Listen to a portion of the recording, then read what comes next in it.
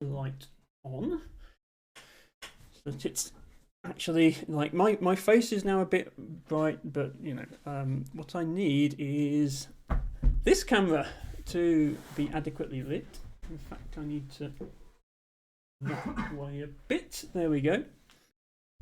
So yeah, I own two of the. There's actually three Dorfromantik games. You can see I have the original on my streamer shelf behind me. There's also like a Sakura one. I don't know what that involves, but I've seen the box for it. But more importantly, Dorfromantik the Duel, which is the two-player version. Lana says, yes, it's nice to put a face to the name. Yes, you can now put a face to the name Harry _ Gwyn. It's okay. I checked beforehand that he was definitely okay with being on stream. We have been through all that, so it is fine. I would not ever want to put anybody in a position they don't want to be in. I think I can put my mic stand out of the way. I spent far too long thinking about camera positioning with this. But yeah, Dorfromantik the Duel is the two-player version. This came out in English earlier this year. I believe it was actually last year it came out in German. I don't know what other languages it's in, but it's definitely in English and German. This is my first time doing an unboxing on stream. It's kind of weird. You know how to do it, but yeah, there are rules. And there is many other things, some of which are optional. The game has these things called modules. So there's a base game, and then there's two modules that you can put on top of that to make it more complicated. I think I'm going to start with just going through the base game, and then if we decide we're up to it, we'll try and do the modules as well. Lana says, "Oh, Jewel, yes." So the actual original Dorf board game is it's single player or co-op. Like as many people as you want can play it, but you're all working together to make the best Dorf possible. So I could easily do that one on my own, and now I have this camera set up, I probably will do it on my own in future. But this one, you kind of need two people, so I'm taking advantage of this unique opportunity to have two people. Baron von Brimstone, that's a very nice emote combination you've come up with there. Thank you for that. Let me just put that out of the way. So we have a scorecard. We have thing for the tokens. There are two sets of tokens, one for each player. These little scorecards are optional. They're for one of the modules. I'm going to put them to one side for the moment. We have these cards. They are also an optional thing, so they're going over there. And these various tokens and little guy on a stand things, they're optional as well, but I'm going to leave them in the box because it's easier.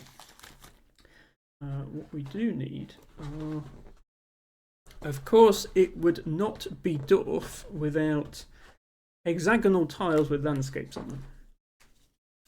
And that is indeed what we have. So the tiles will be familiar to anyone who's ever played Dorf before. You have rivers, you have railways, you have fields, you have houses, you have trees. The houses on these tiles are actually blue. Because there's two players, there's a blue player and a red player. The blue player's houses are blue, which is a contrast with the red in the original game. And another thing to note, Izzy got there just before me. Ophelia is going to be disappointed because the fields are still very much just plain yellow wedges. They don't look like real fields. I see what she's getting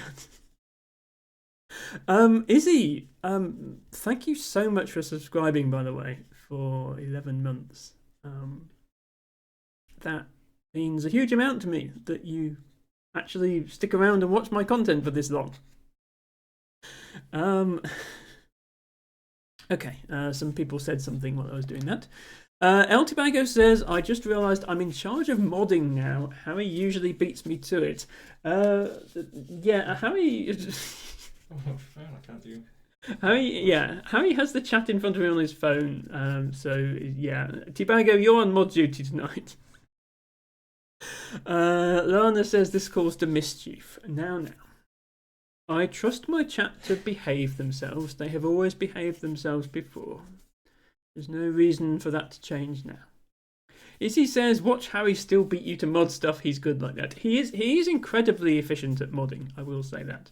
But right now he will be somewhat distracted by playing Dorfromantik. So, hello Mac, welcome in. Mac says, howdy all. I think I've played the PC version of this game. We have all played the PC version of this game. That's. I don't know if anybody's ever bought Dorfromantik as a board game and then gone, ooh. Dan Fields. Also, hello best Harry. Ophelia, hello. Ophelia, oh wow, Ophelia, that's 6 months in advance you just subbed. That's a lot of months. Thank you so much. Thank you. Yes, Ophelia, I didn't want to spoil anything. Like, I didn't announce that Harry was going to be on the stream because, you know, I didn't want to force anyone to be here. But I was really hoping you would show up because, yes, this is our opportunity. Not once in a lifetime, but this is a rare opportunity to do a 2-player game on the stream with somebody else here. Izzy says, I don't think the alerts are showing in this scene. The audio works, but no visual. You're actually right, Izzy. Thank you for pointing that out. I've deleted and recreated this scene so many times because I was trying to get the 2 cameras to work. It's surprisingly difficult. That I forgot to put the alerts back in, so I sincerely apologise for that. I think they're back now. Let me just press a random button to make sure they work. Okay, yeah. Alerts are back. Apologies, people who subscribed and didn't get the fancy subscription message. Your subscribes are still just as appreciated. Ophelia says, sorry I was planning to only lurk because I had a very bad day but had to answer you. Okay, Ophelia, it is absolutely fine to just lurk. That's fine. Sorry to hear you had a bad day. Thank you for joining us and thank you for your resub. That is incredibly generous of you. And yeah, if you were hoping that the fields would look slightly nicer in the physical dwarf, I'm afraid they don't. They just look like the same fields. They're not they're not animated. I was going to say, of course they're not animated. It's a piece of cardboard. Put those back in there. But yes, the box comes very nicely presented with all these things in. I will go through the rules quickly and then we'll start the game. Izzy says to Ophelia, please no feeling that you need to come out of that because of me. I think it was just she wanted to do her sub message. But also like it's it's nice to know that you're here, Ophelia, and I will let you look now. I won't say anymore. So can I get the rules? I mean, you can't read them, but just here are the rules. So we have these landscape tiles and task tiles and task markers. These task markers, they are kind of the equivalent of quests in the base game. So you see this one here has got a little 3 on it. If I was to put that down, I would need to complete a field or a forest or a town with 3 tiles. The numbers only go from 3 to 6. Those people who are used to seeing quests in the video game with hundreds or thousands of tiles required might think that 6 isn't very big, but when you're playing a physical game and you've only got this many tiles to work with, we are making very small dwarfs in comparison to what you'd be making in the video game. But that's fine. I only have a small table to play it on, so that's just as well. So the tiles are split into these landscape tiles, which have a little windmill on the back. And there are also task tiles that have this little speech bubble. And they have a little icon on them. And when you play a task tile, you draw a question mark and put it on there. And then from that point on, it's as if you're doing a quest. The rules of placing the tiles are the same as in the regular dwarf game. You don't have to match edges if you don't want to, but it's often good to do so. Except with rails and rivers, you do have to match the rails and rivers. You're not allowed to do like that. That is not allowed. There isn't anything directly rewarding perfect placements like there is in the video game. Although there is one of the optional modules has these little red hearts, which look like this. These do give you extra points for perfect placements, but we'll get to those later because they're quite complicated. For now, we're just going to be playing with these bits and these bits because these bits are optional. So, first decide who will play which colour. Now, I realise I have to ask Harry Green if he would prefer to be red or blue, but that's what we're going to do. Harry, which colour would you prefer? I'll go for red. You go for red, okay.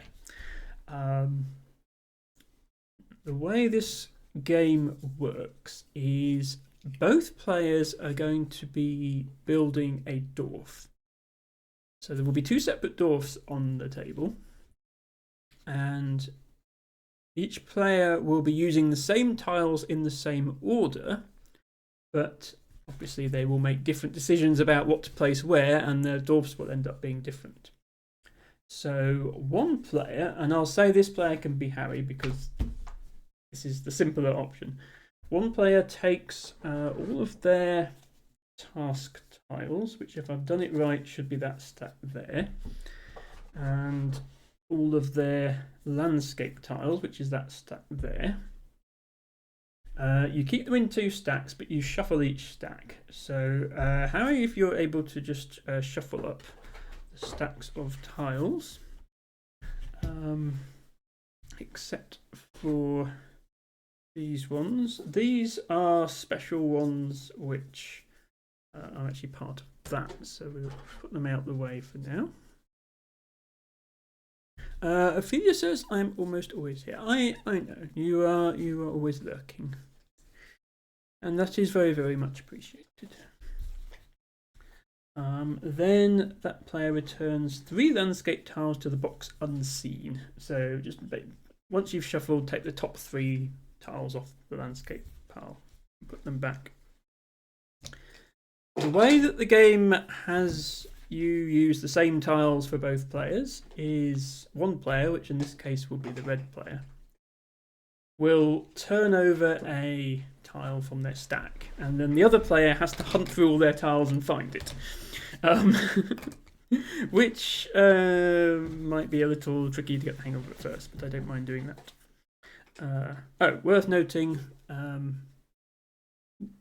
there are flag quests in this game, and they work exactly the same way as they do in the video game, which is that in order to get bonus points for the flag, you have to completely surround the landscape element that the flag is on. They are scored a little differently. In the video game, you just have a flag quest, and then you complete that quest by surrounding the tiles. You get a certain number of points. For this, the number of points you get for a flag quest depends on the size of the area you manage to surround. So, for example, if I did that, I would have enclosed an area of size 3, and I would get 3 points.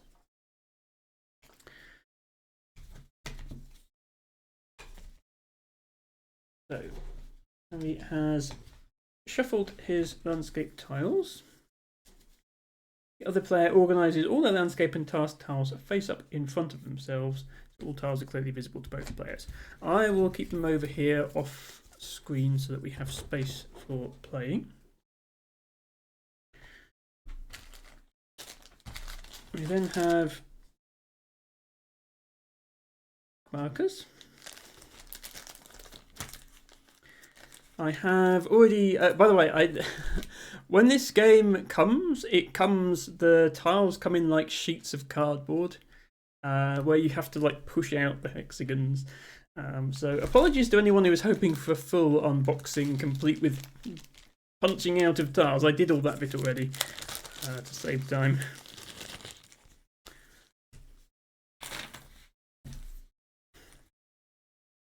These task markers need to be sorted by type. There are 6 types. You've got the usual ones for each type of tile. So there are water quests, field quests, house quests, tree quests, and rail quests. And there are also these special ones. These are not in the video game at all. This is a special thing they've added for this. And the way those work is you need to surround the tile that you place the quest on. I think they probably didn't put those in the video game because surrounding a tile in the video game is extremely easy. It's a little more difficult to do when you have only a limited stack of tiles available to you. You have to think, I've only got 5 tiles left for the whole game. I need to think about where I'm going to use those 5. That's very different to the video game where you place 10,000 tiles and end up with a giant dwarf. So, just partitioned out 9. Harry, these ones are for you. If you could just sort those into the different types in little stacks like I've done there. And we're done with those. Both players should ensure they have enough space to play their tiles. I did a trial run and I think this is enough space, so we'll go with it. Score pad is not needed till the end. Oh, I will need a pen. Sorry, can I just get a pen? I am Emma, so of course I have a purple pen, because why would I not? Then I need these tiles as well. I'm done with the books.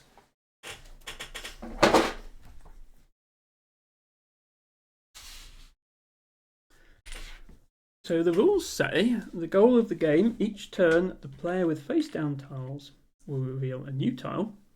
The second player locates the matching tile from amongst their face up tile supply.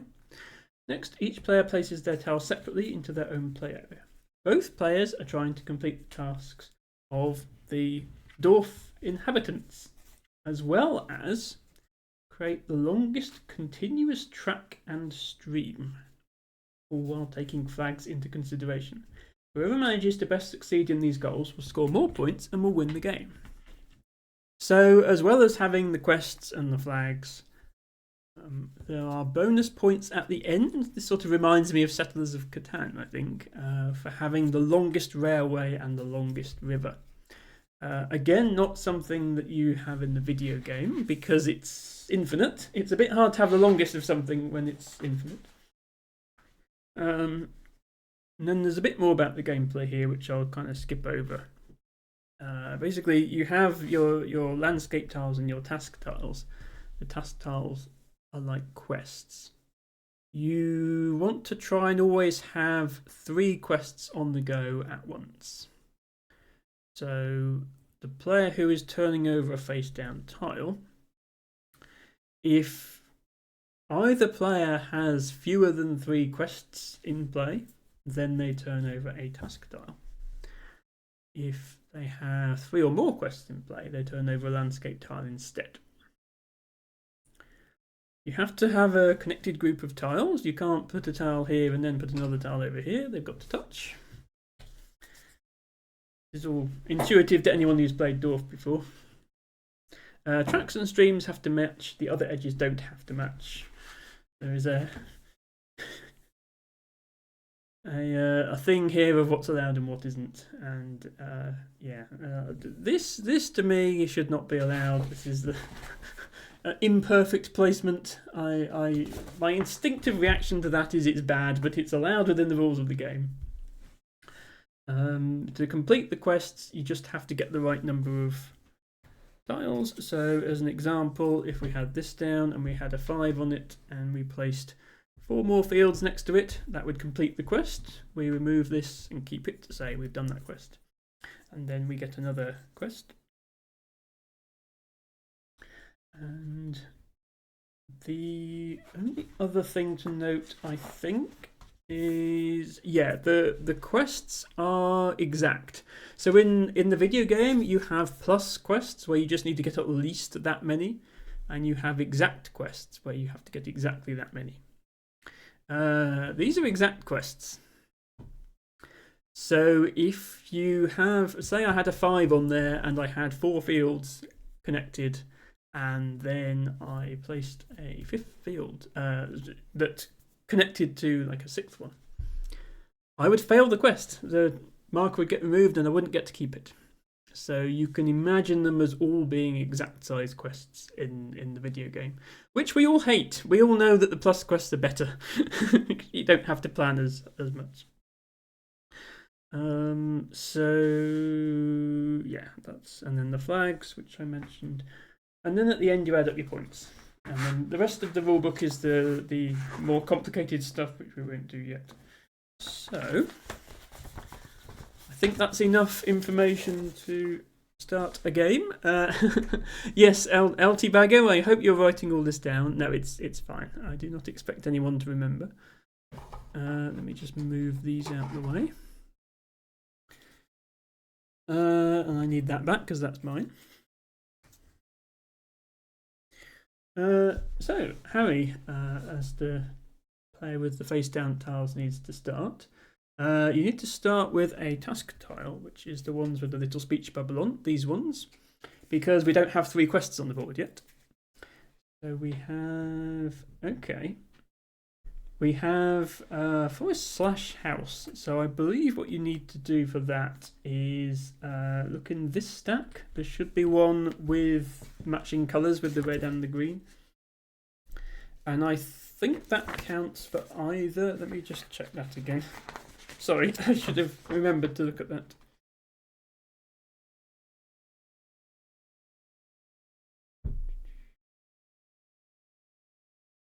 Where is it?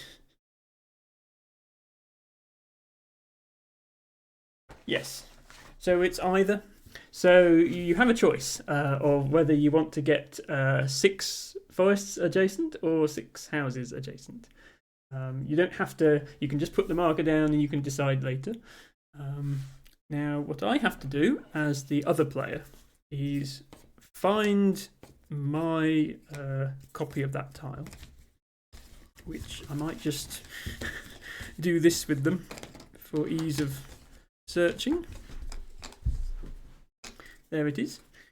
And you'll notice that I have blue houses and the red player has red houses. Then I have to get my marker and put it there. So right now we obviously both have exactly the same dwarf going on. But starting from now, it's likely we'll make different choices and end up with different dwarfs. So Harry, we still only have 1 quest, so we need another task tile, which is a rail quest. So pick one off the rail pile and put that on there.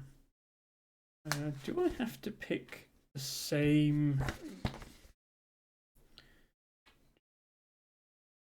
I'm not sure if I just draw a rail quest or I have to draw the same number rail quest.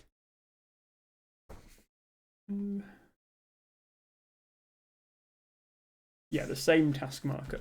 So Harry put a 4 down. I also have to put a 4 down. And I also have to get that same tile, which is not that one. We should all have the same tiles, in theory. It's this one. So I also have to do a rail quest of size 4, but I do not have to put it the same way that Harry put it. And in fact, I'm not going to. I'm going to put mine like that. So now it's Harry's turn again. And we still don't have 3 quests, so another task. And that is another rail quest. Well, it's good to have both rail quests connected, because then you're counting towards both. And that's a 6. Okay. Need that one. Right, this is where I start to regret my choices. It's worth noting there are no water train station pieces in this version of the game. So if you steer a railway into a river like this, there is no way to complete that tile unless you happen to get exactly the right tile to do it, which I think, even though, as I say, this game doesn't really punish you for having non-matching edges. It just makes it harder to complete the quest. So I'm going to go there and have a... The inner dwarf player in me despises the fact I've created this non-matching edge, but there we go. So now we get a landscape tile because we have 3 quests. We have... Okay. I need to spread my tiles out a little more.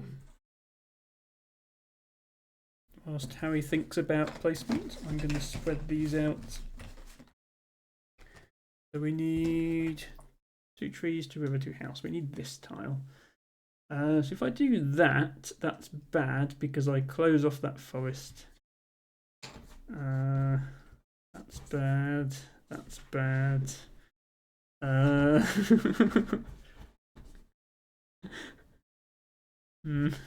See, at least you if you get a river piece now, you can sort of join it up. But yeah, I'm gonna go here. So you just keep drawing and placing landscape tiles now until one of us completes a quest.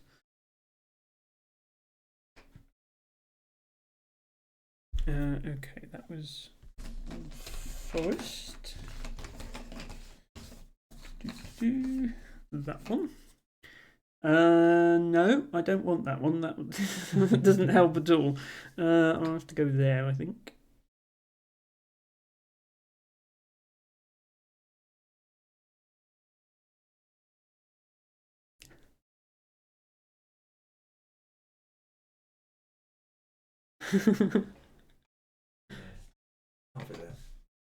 Right, we have our first flag quest.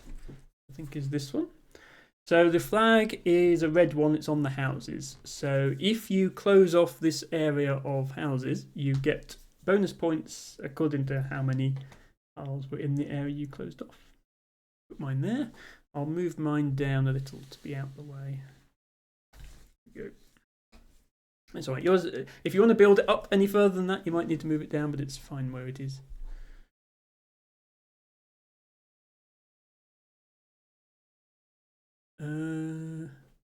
Rail and river. It's going to be this one. I'm very glad you picked that one because that's exactly what I needed to go there. So thank you for that.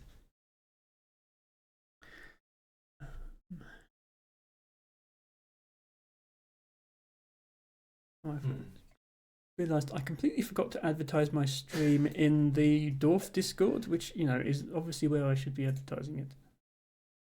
Let me quickly go. I mean, maybe it's too late now, but I'm going to go in the Dwarf Discord and advertise my stream. There we go. Right, what did you do? Oh, river with a field on it. Yes, this one.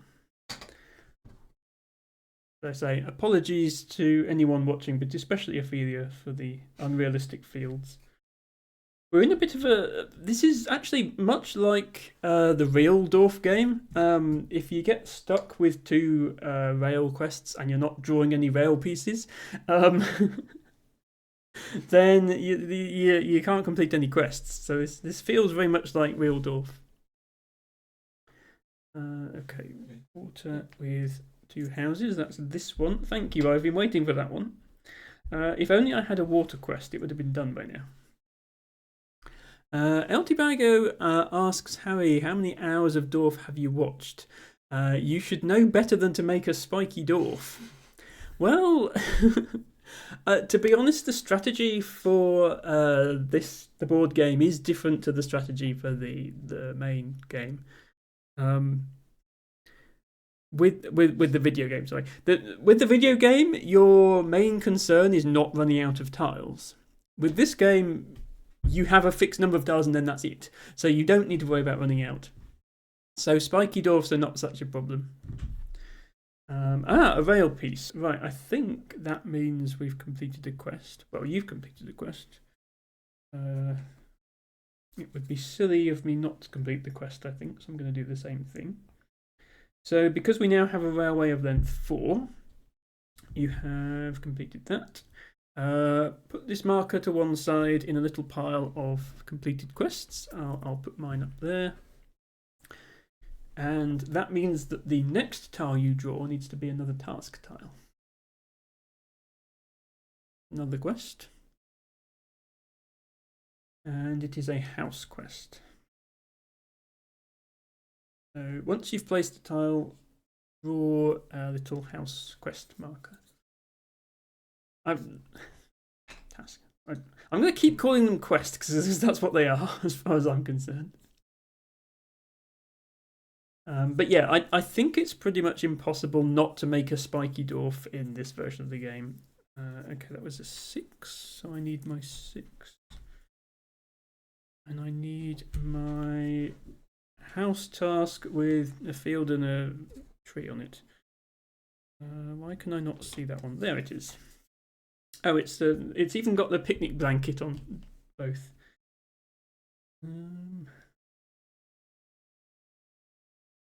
Really have an area of houses, do I? I'm going to have to just put it over here, I think. That was a mistake. There. Now it's back to landscape tiles because we have 3 quests ongoing.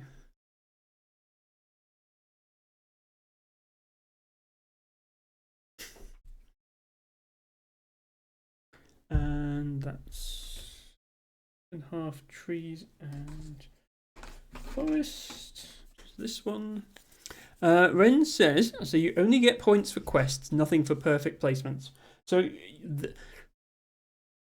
there's nothing, you don't get anything for matching edges in the way that you do in the base game, which is a terrible shame because this tile in the middle here is a perfect placement on mine. You don't just get points for quests, you also get points for closing off flags and for having the longest river or the longest railway at the end. And there are 2 optional modules in the game which require some extra bits and bobs. We're playing it without to start with. We might play it with afterwards if we're confident enough. And those give you extra points. And one of the things you can get points for in that is perfect placements. So yes, but also no. I think it's because the stack of tiles is so limited compared to the video game. Perfect placements are going to, once I've placed all these tiles, I'm going to maybe have half a dozen perfects at best. They don't have such an important role like they do in the other game. I'm going to put that here. I made it 4 forests now, so we're making progress.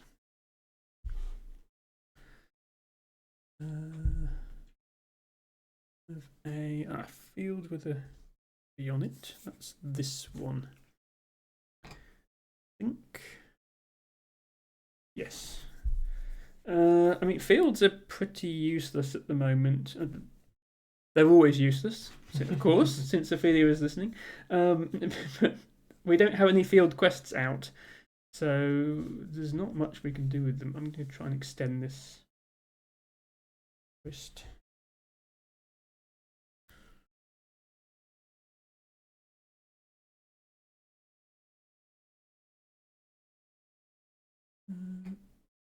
It has. Ah, yeah. Might need to move things down. Apparently, they do make like hexagonal tile holders for this game, but I didn't get one. Maybe I should. It's not a part of the game. It's like a third-party thing you can get. So that was this tile.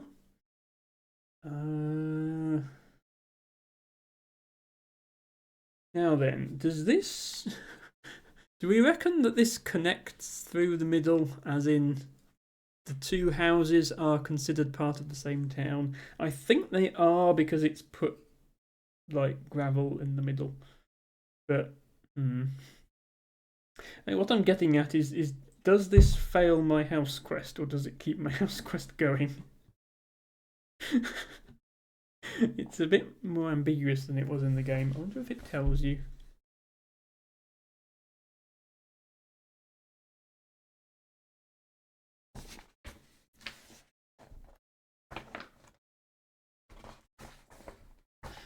Doesn't tell you. Okay, well, to be fair to Harry, I'm going to assume it doesn't, rather than assuming it does, because that's an advantage to me, so I won't fail my quest. Next piece. Okay. That's this one. That is not helpful at all. Hello, Pro Stoic. Thank you for redeeming Blow High. We did actually have a Blow High earlier, but I put him to one side because the logistics of playing Dwarf with two people and a Blow High. But here we go. Here's Blow High. Here you go. Boop. He is here. He is here watching. Pro Stoic says Blow High wants to play too. Yeah, but he can't pick up the tiles with his little flippers. It doesn't work. Sorry about that. Blow High will be watching from a safe distance. And no eating of the Blow High, Pro Stoic. I know what you're like. Anyway, did you place another tile? Oh, you placed that one, didn't you? And then I went there. You can go again now. I think. Unless you picked up another one. Oh, you picked up that one. Ah, sorry. I was so distracted by Pro Stoic, I didn't see it. No, not that one. Not that one. Not that one. You got it there. Not that one. What? It's there. So I think it's. Oh yeah, that's that one. Oh, you didn't just play that one then, because it's that would not be possible. So it is your turn again. Okay. Sorry about that. Pro Stoic, thank you for the giant rage emote, but please try to calm down, okay? This is a very special stream. I have Best Harry here in the studio with me, playing two-player Dorfromantik. So the logistics of having two people plus a shark is just a little too much. Okay, I think I can find that one. That is this one. Harry is making a very neat little triangle of rail. If he gets another piece like that. Mine is just meandering over here. Eltibago says to Stoic, did Harry pay you as a distraction so he can win? I don't think so. I'm sure he is somewhat offended at that suggestion. Honestly, neither of us really know the strategy for this game.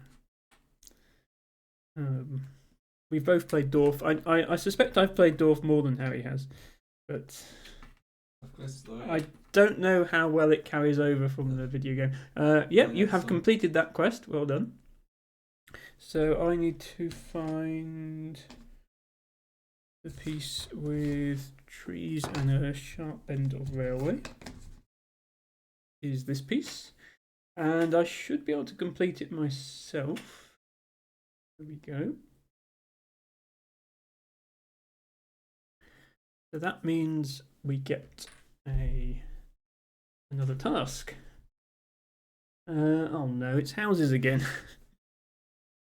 I say that the order you pick up the tasks really does sort of decide how the game is going to go. So I think that was this one. Is it going off? Yeah, it's going off. Yeah, we can move this down a bit if you want. Maybe move it this way.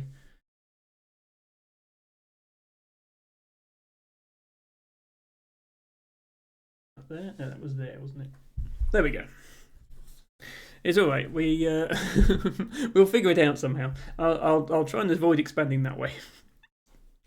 So I need to place this tile. Go ahead and turn over a red quest marker. It's a 4. I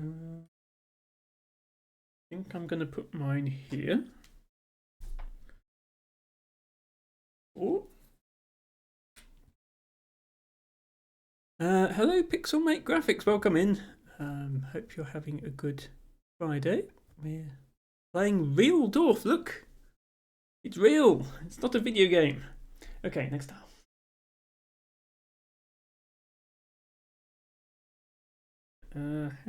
House, field, tree. Oh, that's a quest done for me. Oh, that was quick.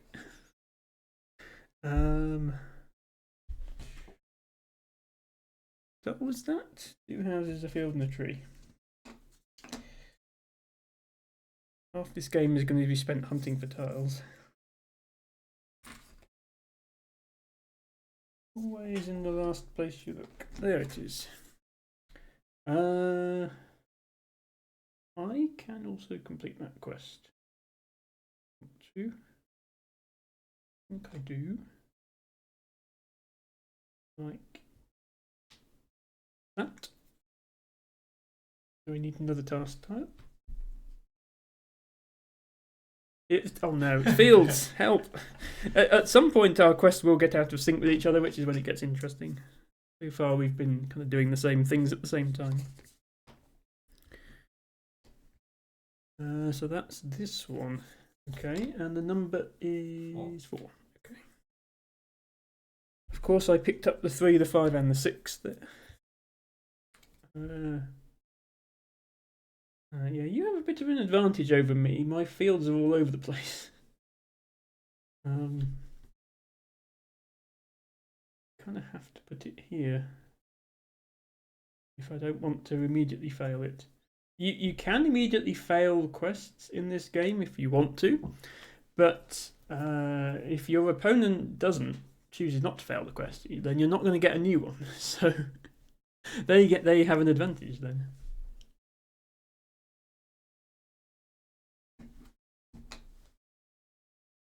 Use railway.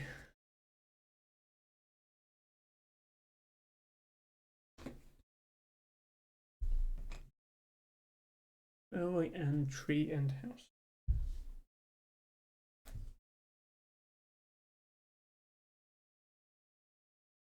I think that's this one. It is this one. Oh dear, where is my railway going? See, part of me wants to use these houses for house quest, but another part of me is thinking, Harry's stuck at 6 tiles for his railway because he's closed it off. So if I go here, I can have a longer one. So that's what I'm going to do.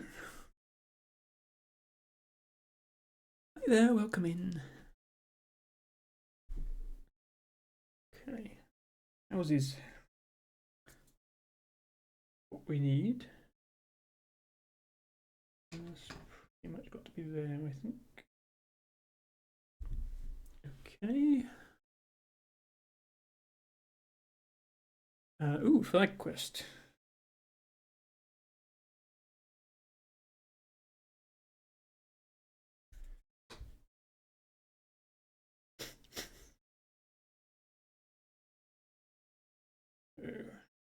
Be sneaky. 1, 2, 3, 5. Yeah. I think I'm going to put this here. I'll move this a bit.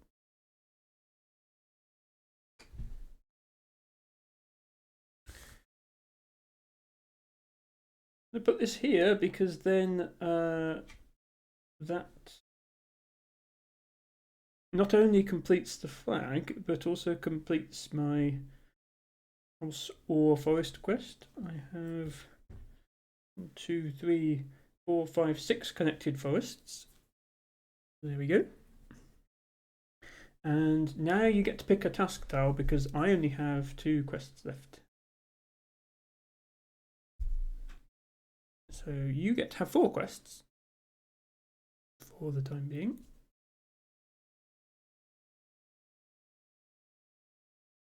That was supposed to be.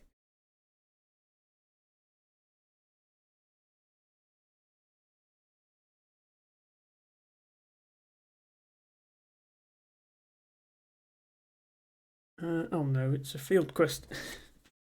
And it's a 6. Oh, we're never getting that finished. Make it share with my other one. I can't make it share with my other one, unfortunately. Go here then.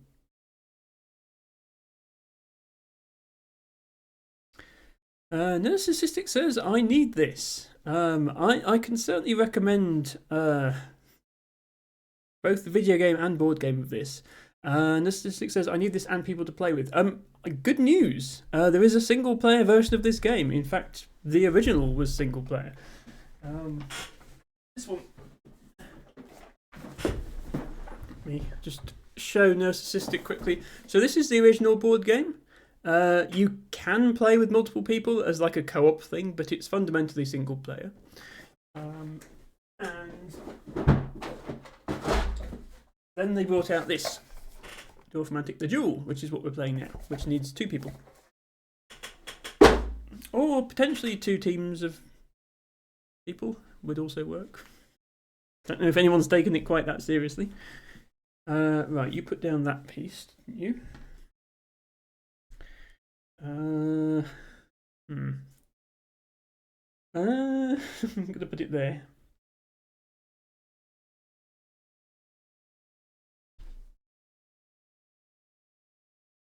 Tobago says to Narcissistic, I was about to say, Kyle never plays games with you unless he made them.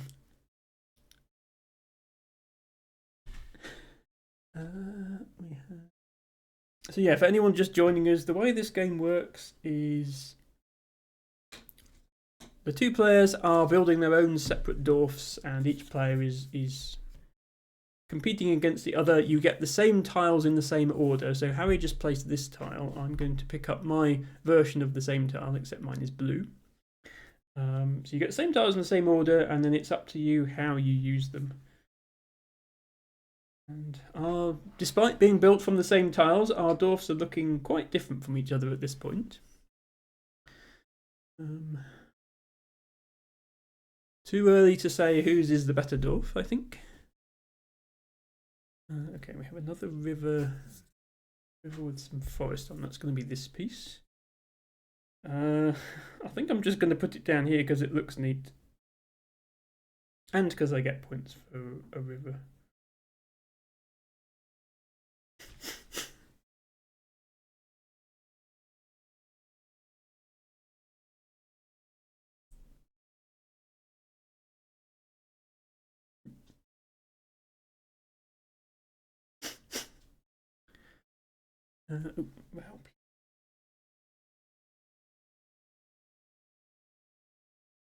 Well, and field and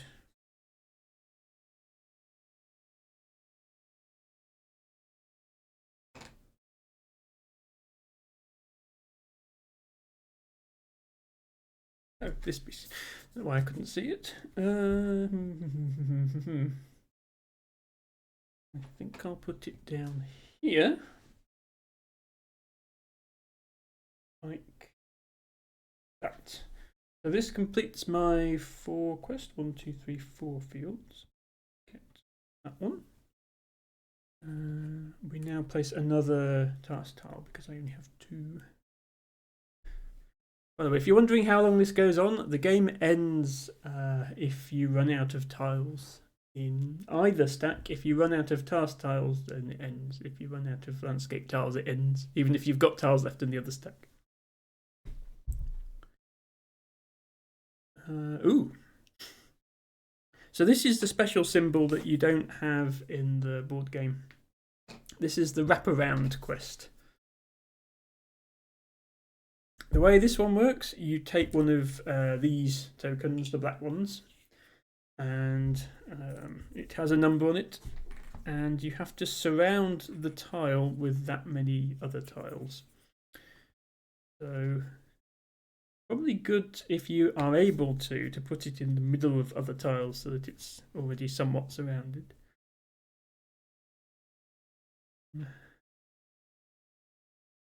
Which reason I'm going to put it here. Then a marker 3. Oh, right. Well, good news. We both instantly complete that because it's got 3 tiles around it. So that was easy. We get to place another task tile. Okay, this is the double one, so we get to choose to either do houses or fields. And why would anyone ever choose fields? 3, 4, 5. Oh, that's annoying. I was like, I can put it there and it's going to fit both, but if I put it there, it's next to 7 houses and then it insta fails. So that's no good. I think I'll have to put it up here. But at least it's next to some houses. Hello, it's Practical Magic. Welcome in. Thank you so much for stopping by with some love and a look, as you say. Let me do a quick shout out to It's Practical Magic.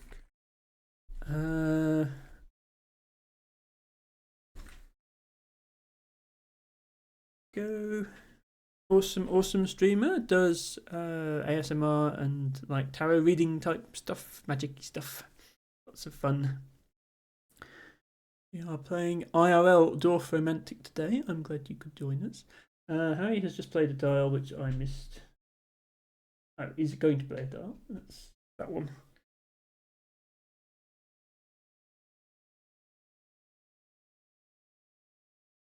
Railway of mine is getting out of control.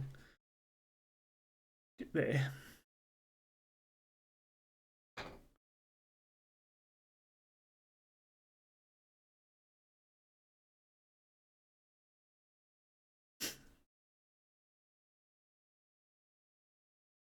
One is that one.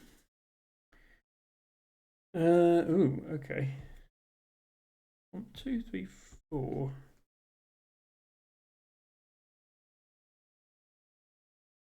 Okay, that puts me at 5, but that closes it off. So, Howie's got the right. Yeah, Howie's is at 5 now, but still has an open end. That is the way to do it. I can't really do a lot with this one. I'm just going to stick it there.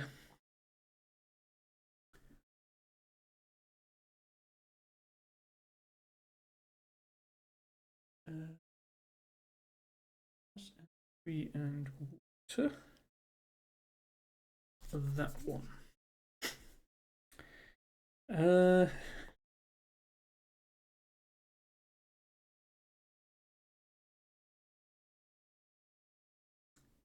The annoying thing about this river, I've got a nice long river, but if we draw any water quests, we won't be able to use this river for them because it's already longer than 6. So I'll have to start completely from scratch. Harry actually has some bits of river that he can use. So it's hard to say whose is best because I'll get points for the longest one, but Harry might have easier time on quests.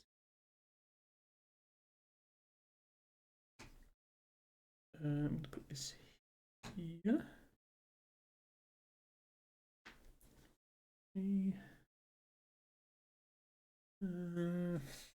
Forest.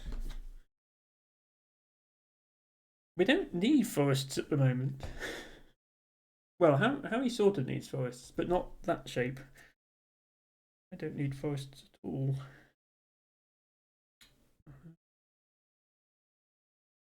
I'm just playing normal dwarf. Look, I just got another perfect placement. Doesn't do anything in this game, but I got one anyway. That one.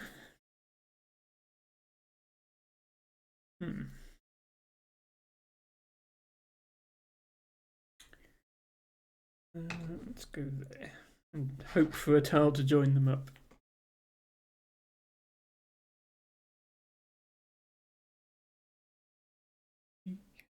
Sealed.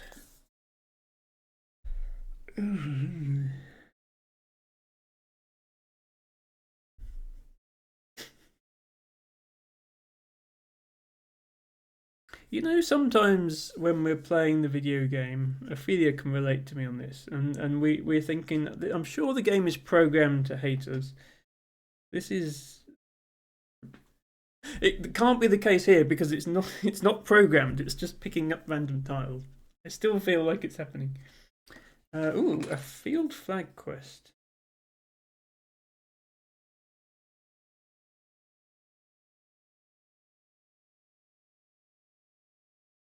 It doesn't help with that quest, so I'm just going to put it here just so I can instantly close it off.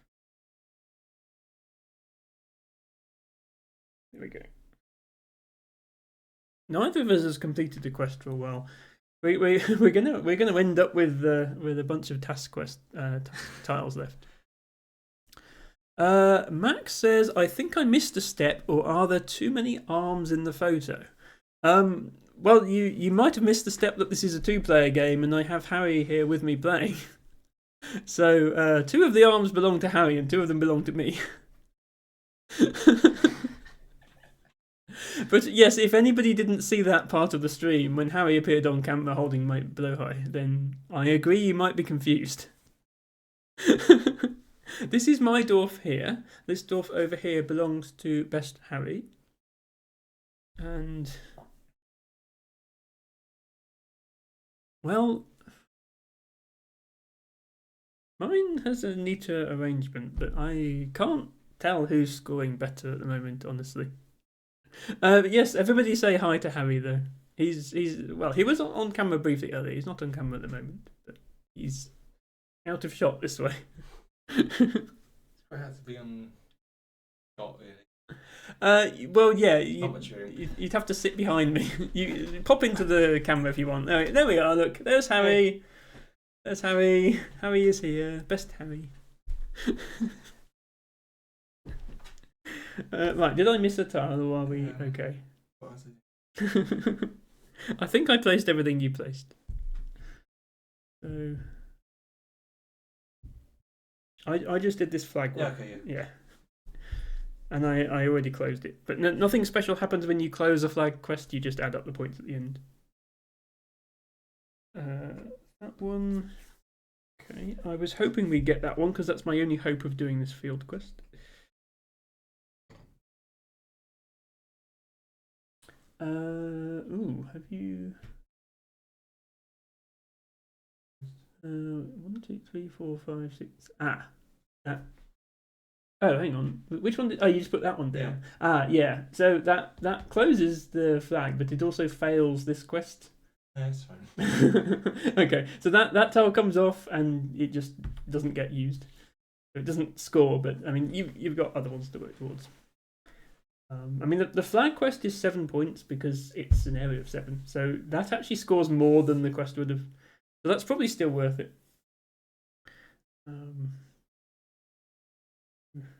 Yeah, I've placed that one as well, so we have another one. Narcissistic says, I was wondering if somebody was here but was too shy to ask. Narcissistic, please never feel too shy to ask questions on my stream, even silly ones. I will not be offended. Can I get a task one? We both still have at least 3 tasks. Okay. I have 3, you have 4, so we just continue with landscape tiles. Yeah, not all the quests get used necessarily. I'm sure it's possible to use them all with good planning. Kind of merging slightly now. That's okay. We can do a little shimmy across of your dwarf. As I say, I did sort of do a trial run, and there was enough space for both. So hopefully There's still enough space for both.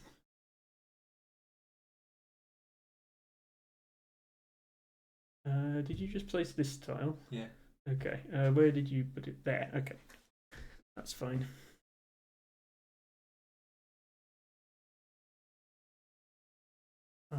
Might have to buy a bigger table if we want to play this again. Okay, next tile.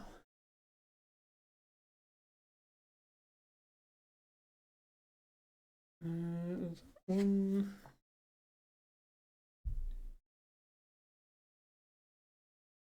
Ooh.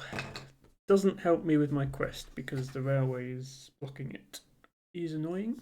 Just going to go here. I'm going to go that way around.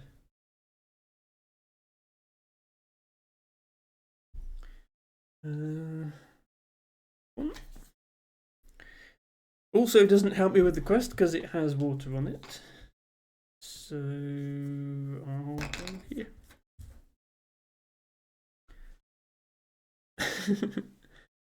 Oh, flag quest. Ah, well then.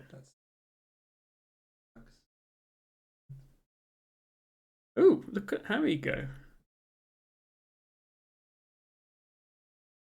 Completing 2 flag quests at once. How efficient. I was also able to complete my quest. I'm now down to 2 quests, so we get a task tile. Narcissistic says that is a gorgeous sweater jumper. I don't know, but yeah, very pretty. Thank you, Narcissistic. Here you can see the whole thing. Everybody seems to like this one. I'm not sure why. It's just pink and it has a pattern on the front. Ooh, double task. So this is choice between trees or fields. That's annoying because that would be 5, but it would be blocked. I think it has to be here, really.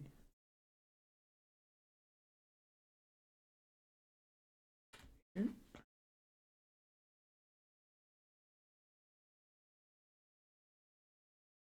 Eltberger says it is getting to sweater weather in the UK. It has been for a month or two for me. I feel the cold very easily. Style.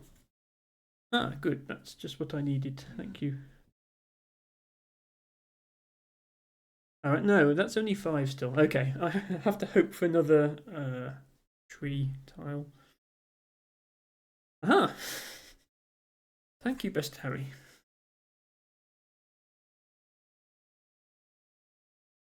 So that is 1, 2, 3, 4, 5, 6. Also, I completed the flag.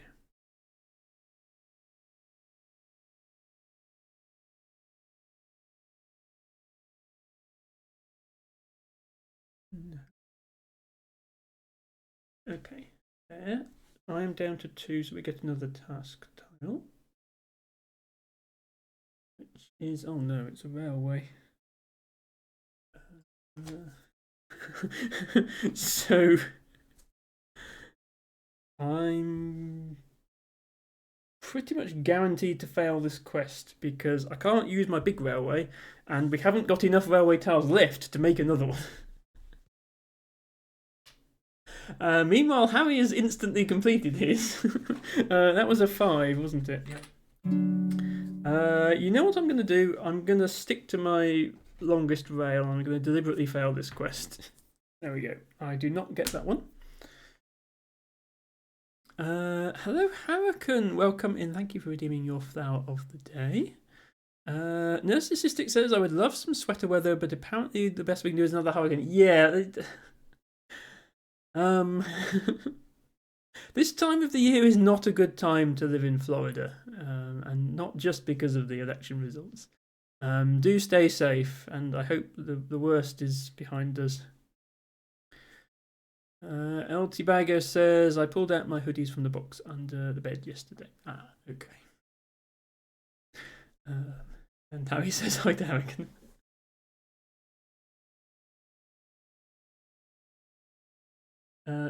Right. Sorry, yes, because I failed that quest deliberately, we need another task, which is this one, which is a forest quest.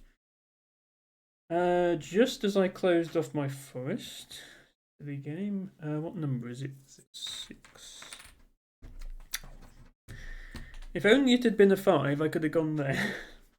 Have to go down here. Not like that because that will fail. Go there. Okay. Railway. It's no use to me. Okay, I'm slightly building off the screen, but there's just a railway down here. You just imagine it going off into the distance. We've only got like 6 landscape tiles left, so we need to do a quest soon, otherwise we are in trouble. 5 landscape tiles left.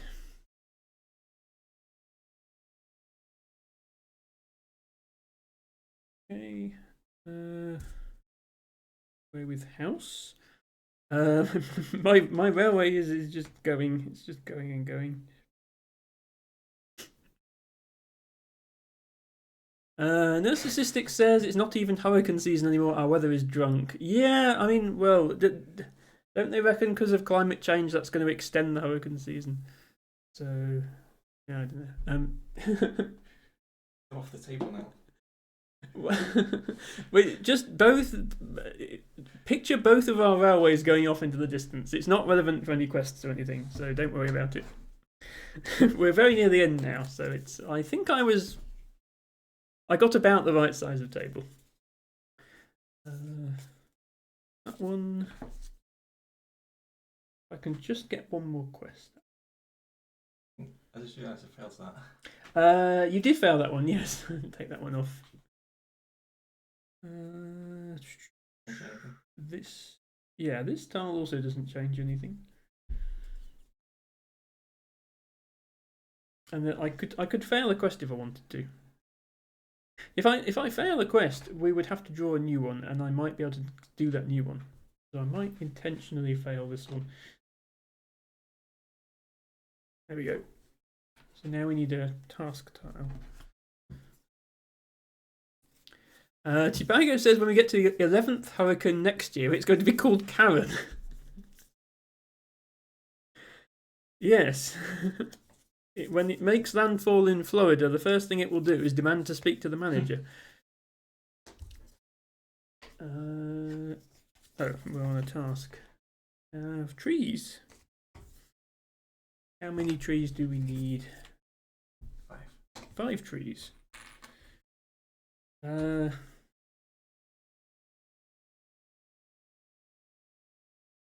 This is only 4, but I'm hoping I can get a double quest here. I can actually move this. It doesn't help because now more of Harry's is off the screen. But I can move this. There we are. My quest is back on the screen. This one. Sure. Go there.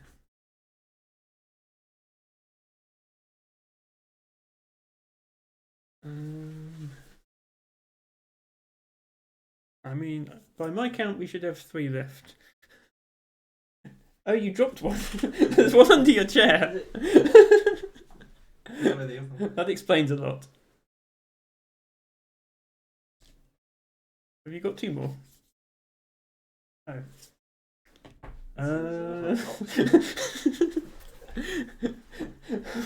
Well, don't worry.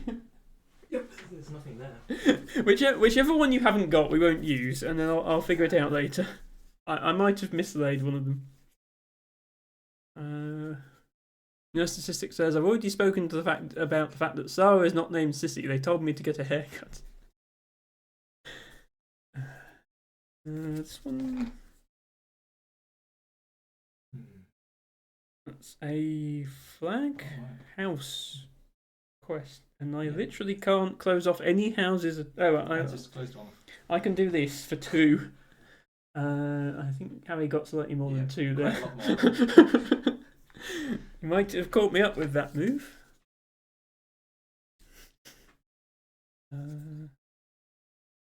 Okay, it's a river. There's a river off camera here that I'm just extending forever.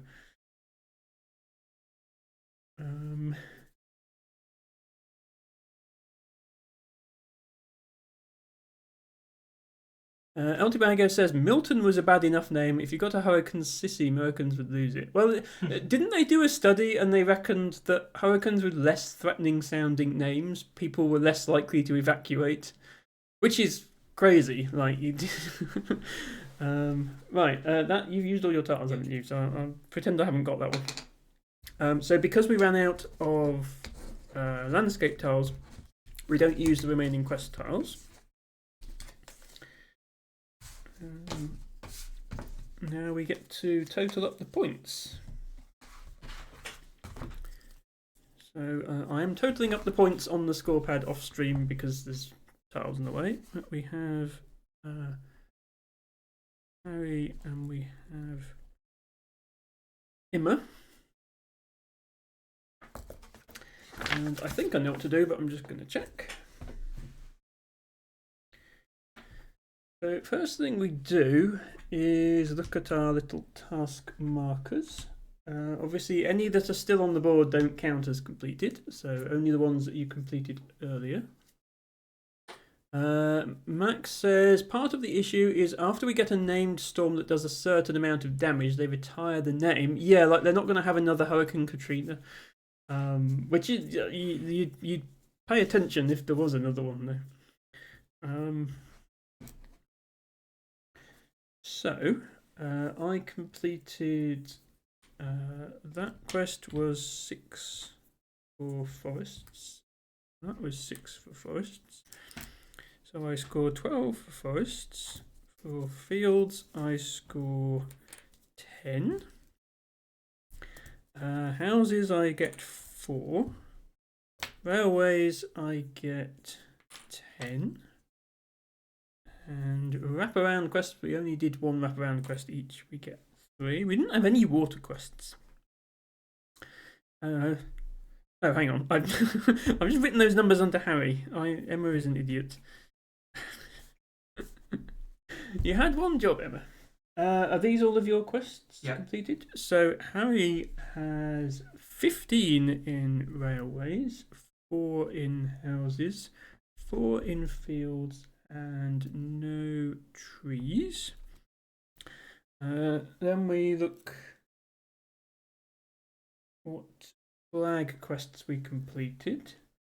So we score 1 point for each tile in the closed off area. So 7 is 12 because you count the flag tile as well. Okay.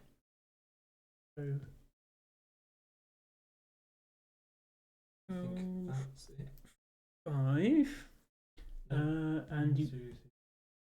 yeah, you did that 6. one as well. So that is 18 total for houses. I completed this field here, which is 5.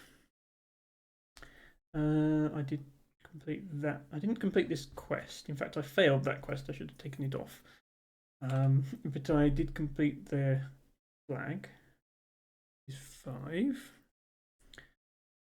I completed this forest. 6. And also completed this here, which was 2.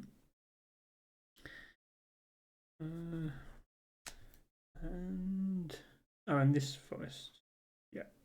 2, 3, 4, 5, 6. Then we need to find our longest road and longest river. Longest rail and longest river. Harry has 1, 2, 3, 4, 5, 6, 7, 8 for river. And 4, 5, 6, 7 for rail. I have 10, 11, 12, 13 for. I just followed the strategy of build 1 long one.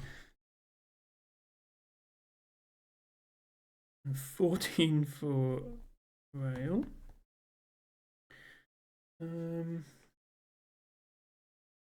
And then there are extra bonus points if you're playing with the extra bonus modules, which we're not, so we ignore that.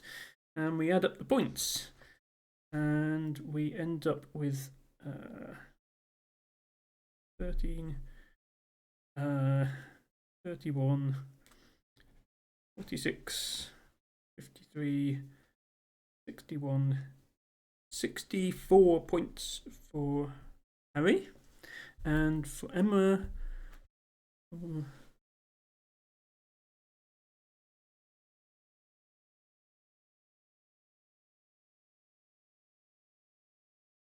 90. Emma wins. Here's the completed scorecard. This bit here is the optional bit that we didn't do. Congratulations, good game, Harry. Thank you for playing with me. Max says there's an article about how in Texas the #1 Google search after the election was "How do I change my vote?" Hashtag play stupid games, win stupid prizes. Yeah, LT Bagger points out that after the Brexit vote, the trending Google search was "What is the EU?" Which I can believe. Anyway, we have completed a game, so I am going to, if you dismantle your dwarf and sort the task tiles and landscape tiles back into 2 piles for future use. Ooh.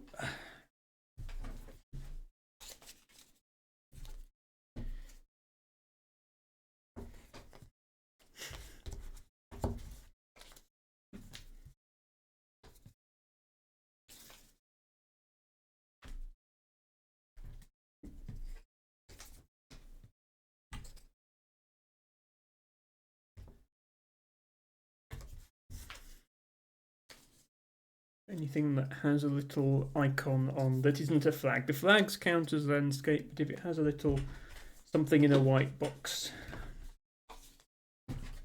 it is a task tile.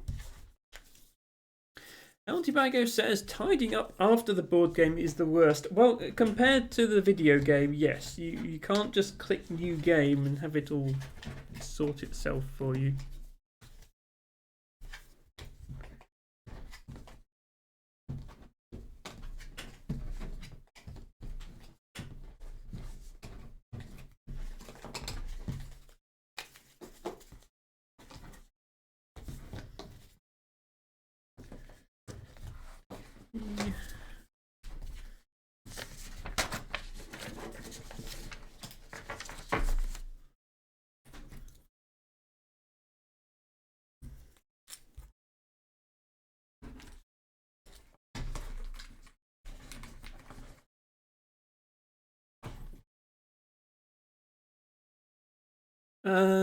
Altibago says, wow, TWTF, spelling is worse than usual today. Don't worry. On my stream, spelling is very much optional. Sometimes I can't even talk straight, so expect too much. Right, if you sort your tokens back into piles with the same colour.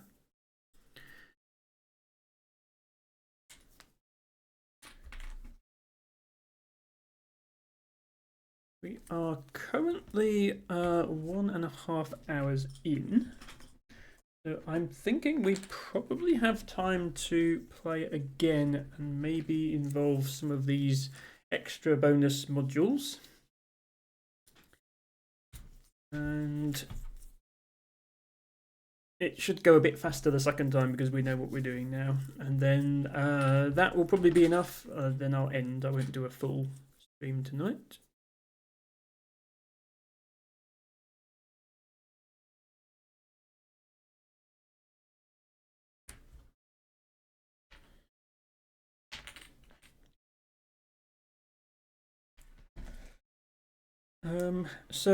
Assuming, of course, that that's okay with you, Harry, we play again. Yep. El Tibago says, no, Narcissistic says random, but since the Castlevania update, I have done very little surviving in Vampire Survivors. And El Tibago says, oh dear. I mean, any game with the name vampire, with the word vampire in, surviving is going to be a challenge. Why are people who are spamming graphic art trying to friend me on Discord? Surely you have learnt by now. Right then, I'm going to quickly look at what these extra bonus things do, because I did look earlier and then I forgot.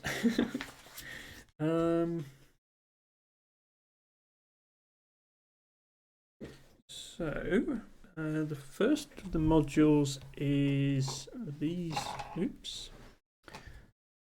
9 task cards. And the way you use them is you shuffle each of the 3 cards of a single landscape type, i.e. the same colour. So we need to have those, and those are actually something different. Shuffle them face down and turn one face up. Put the other cards back in the box as you will not need them this game. Okay, well we're going to have that one. We are going to have that one. And we're going to have that one.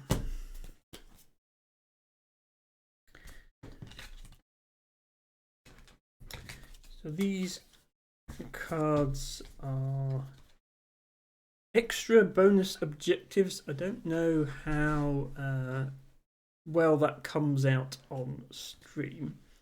There are 3 different types and there's 3 different terrain types they apply to. We've picked 2 of the same for houses and fields, which is this many fields or many villages.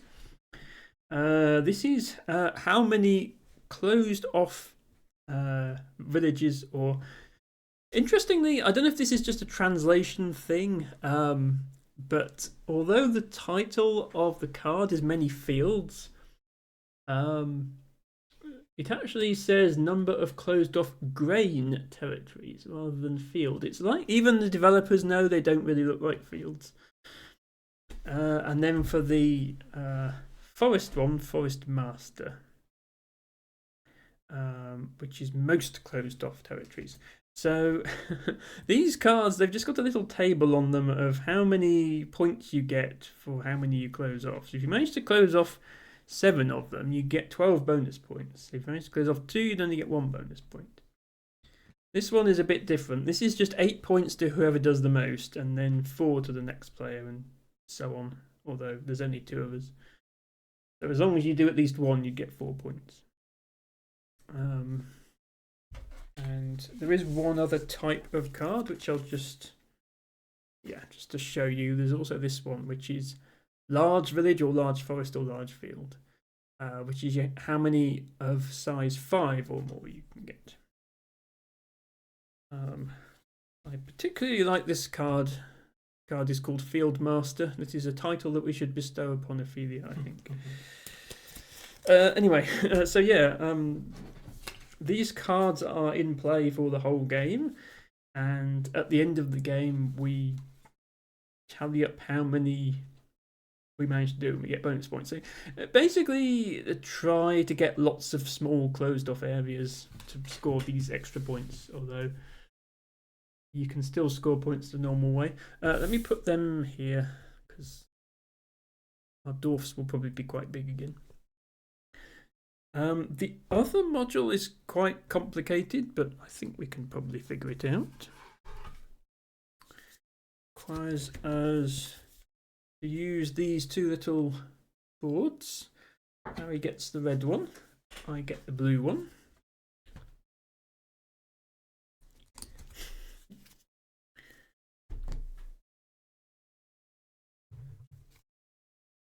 El Tibago says, at launch at least, there were very few vampires in Vampire Survivors. Well, that's just false advertising then, isn't it? Narcissistic says, I'm shocked at how much they've expanded. It really is a phenomenal game for the price point. I know the creator had to be over the moon when his inspo game hopped onto collab. I'm so happy for the team. Yeah, I only know a little about that game, but I know that it's had a lot of development going on. So yeah, we have these extra cards. And the way that these work is you each have one of these boards, and every time you complete a task, you place the marker for the task completed on this board. And when you place one on a star, you get to choose one of these cards.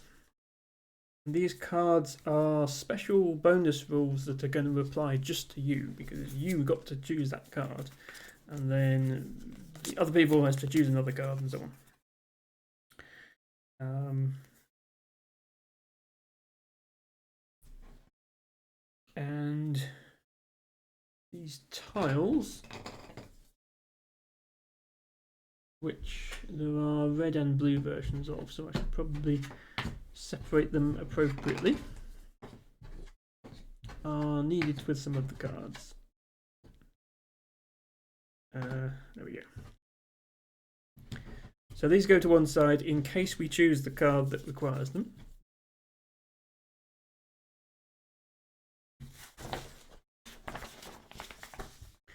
And the cards are all going to do different things.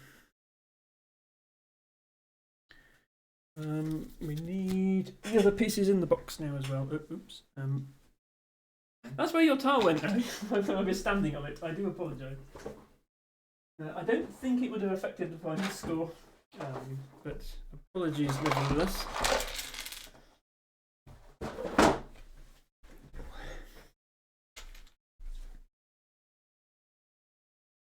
And we get to use these little guys. One of the cards involves these guys. I'll give you one and I will have one.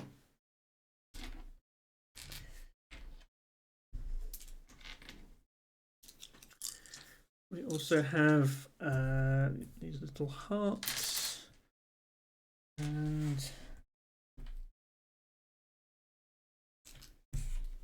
these little camera tokens. These are double-sided, so it's red one side, blue the other side. So just whoever needs one takes it and uses it as their colour. And the cards that you can choose from when you've completed 4, 7 or 10 tasks. The first one is called Hearts. If you choose this card, you take 3 of these hearts. And you get to place the heart on a landscape tile when you play. You can't put it on a task tile, just a landscape tile. So you get 3 hearts and you can use them anytime you like on a tile that you play. You then get bonus points at the end for how many matching edges that tile has at the end of the game. So these are the thing that rewards you for having perfect placements. But importantly, you can only... It has to be something you place after you've got this card, because otherwise you can't put a heart on it. This card is called the Photographer. If you choose the Photographer, you place the special tile for the Photographer, which is this one. It does have a little photographer on. And then you put this guy on the tile. And for the rest of the game, every time you place a tile adjacent to the tile on which the photographer is standing, you move him onto the newly placed tile and put a camera marker on that tile. So let's say next round of the game I went here. This guy would move here. This would get placed on here. And at the end of the game, you score 1 point for every one of those markers. And this guy presumably does a march across the landscape. That game mechanic is completely new to the board game. There's nothing like that in the base game. It does sound fun. And And the other 3 cards all work the same way, but they are for houses, fields, and trees. And what they do is you choose this card, you get this tile, you play that tile, and you score points for surrounding the tile with other tiles with the same type of landscape on. So if I choose this one, which is the oak one, no it's not, it's the school, sorry, that's the school one. If you choose the school one, at the end of the game you count up how many tiles around this have houses on within 2 tiles. So the ring around it and then the ring around that, and you score that many points. So it's like, here's a big area of forest I'm going to make, here's a big area of fields I'm going to make, or whatever. Right, and I think by the time we're done with that, we'll be ready to end the stream. So we shall get going.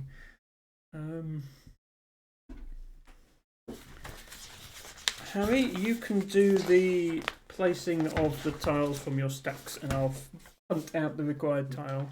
That's pretty easier. As before, we start with task tiles.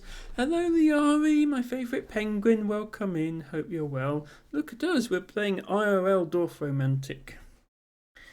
And we get things started here with a forest quest.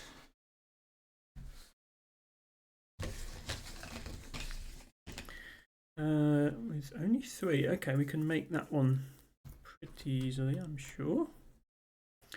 I will put my dwarf down here, out of the way of Harry's.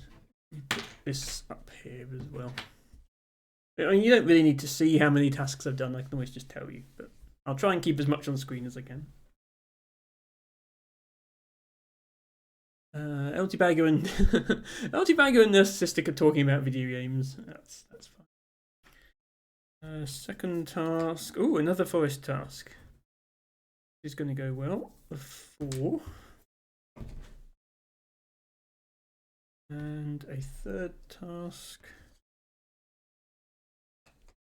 is a field? No, railway.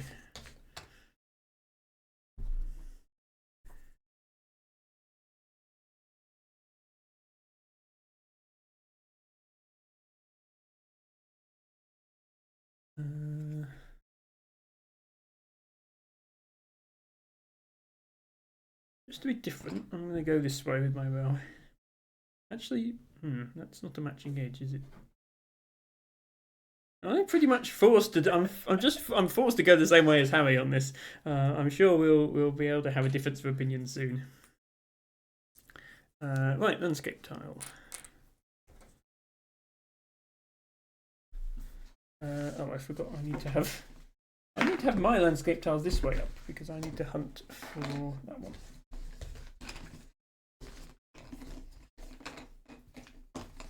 Cue frantic shuffling of tiles. 2 forests, 2 houses, and a river. Right, yeah, now I'm going to be different to Harry and put mine here. Which means I finish the quest immediately. But Harry will finish the quest very soon. So I will put that on my scoreboard. He gets to place another task tile. Ah, a water quest. We didn't have any of those last time.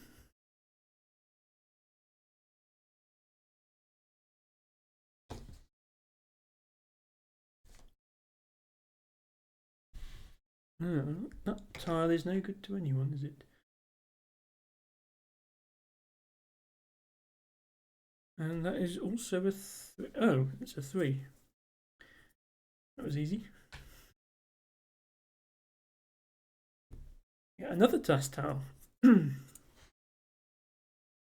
going to be popping off with quests once you start completing them. Narcissistic is being a nerd today.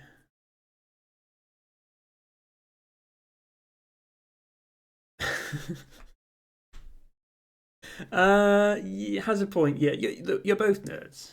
You're both nerds, but that's fine.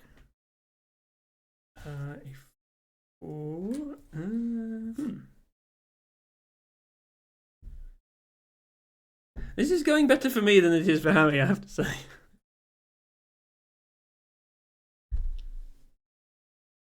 Now, you must be able to complete a quest now.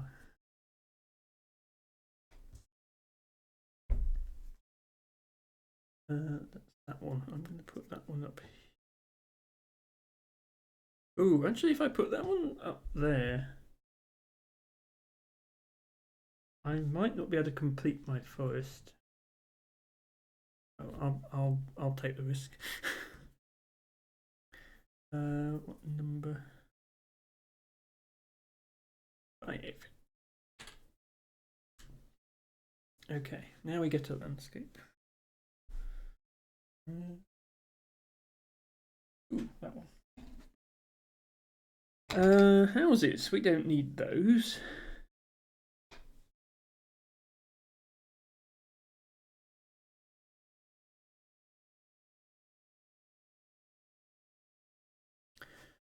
Hello, Piper, who says, "Hey, Gertchie, hello to you. Greetings to the chat too. Real Dwarf. First round, already more card packs open." So we're actually playing the dual version of Dwarf, Piper. Let me show you the box just in case you haven't seen it before.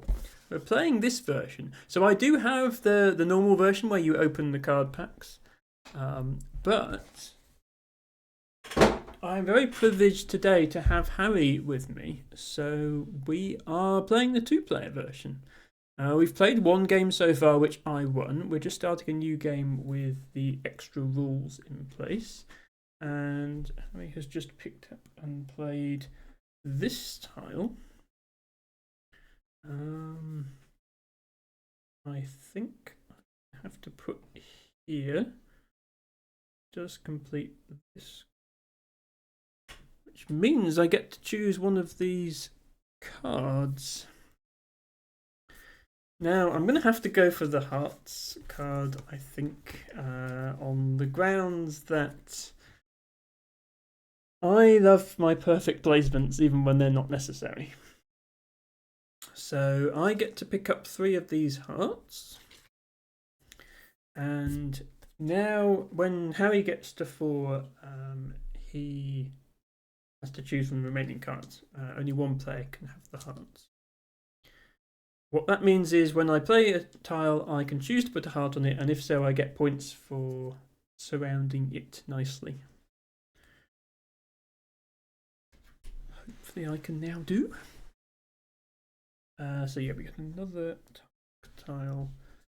Ooh, it's a wraparound task. We didn't really get the full value out of these last game because we just immediately completed one. Harry has completed Forest Quest. Need to put a number on the wraparound tile, which is 6. Okay, so this tile needs to be fully surrounded now. I'm not going to put a heart on mine because I don't have confidence I can actually surround this. Or will I? What's the worst that can happen? There we go. If I'm going to be surrounding it anyway, I might as well try and surround it perfectly. Piper says, "Interesting, I do not know the dual version." Yeah, so I have a picture of the box on screen, and I did show you the box there. If you search Dorfromantik on your favourite board game distributor, you should be able to find both versions, as well as there's actually a third one available as well now. They're doing a Carcassonne with this game. They're bringing out a whole bunch of expansions with different tiles, slightly different rules. Harry has just placed this tile, which is absolutely no use to me whatsoever, so I'm going to put it there. And E.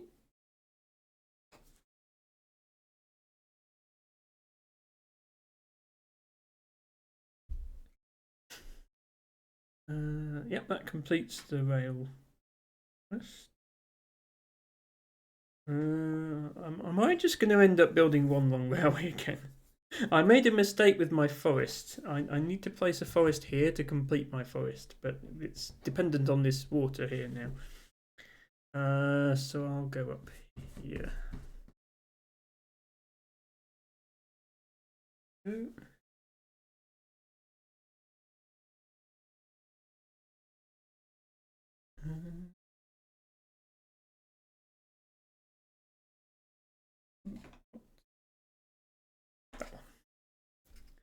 He's probably wondering why I have a piece of duct tape taped to my PC. There's a disk activity LED there that flickers constantly and annoys me, so I taped over it. I'm glad I'm not the only one.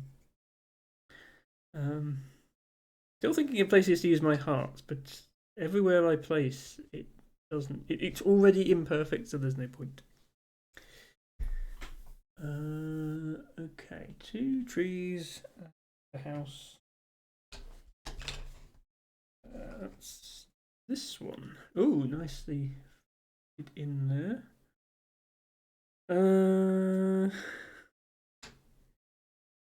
Yeah. Piper says about the dual version of Dorf. I'll have a look at it. My wife does not like co-op version very much. Maybe I play someday the rest of it alone. Yeah, if she likes competitive games more, then you could try this version. Oh, just a field. Everyone's favourite tile.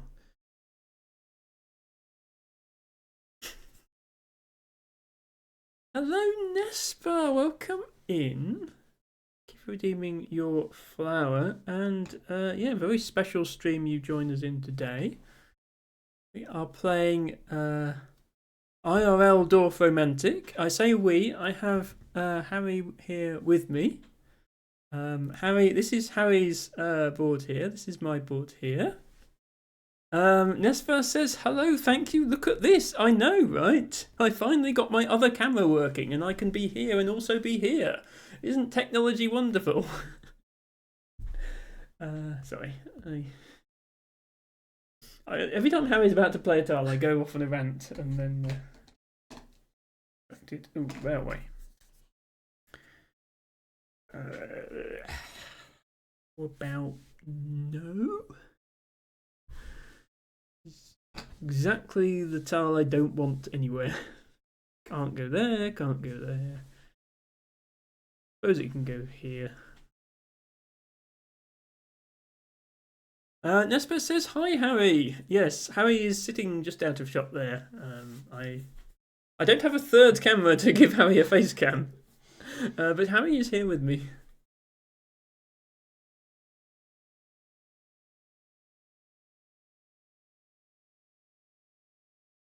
Oh, I thought you just sent a chat. I was waiting for something to show up on screen. Did you play a tile? I just put this one down. Oh, yeah. Okay. Oh, that's almost as bad as the previous one. Yeah, can't even go there.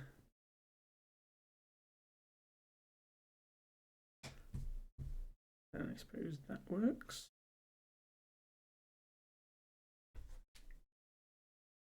Nespa says, I love that. Yes, this is, well, playing Dorf, because there is a single player version of Dorf as well. Oh yeah, by all means look at those cards. So there's the photographer one, and then there's the around each terrain type one. Thank you. Ooh, you got the photographer guy. Okay, so you take your tile that has the photographer on it, which looks like that. Yeah. Put that one anywhere on the board you like, as long as it doesn't touch a river or a rail. It has to still follow the rules.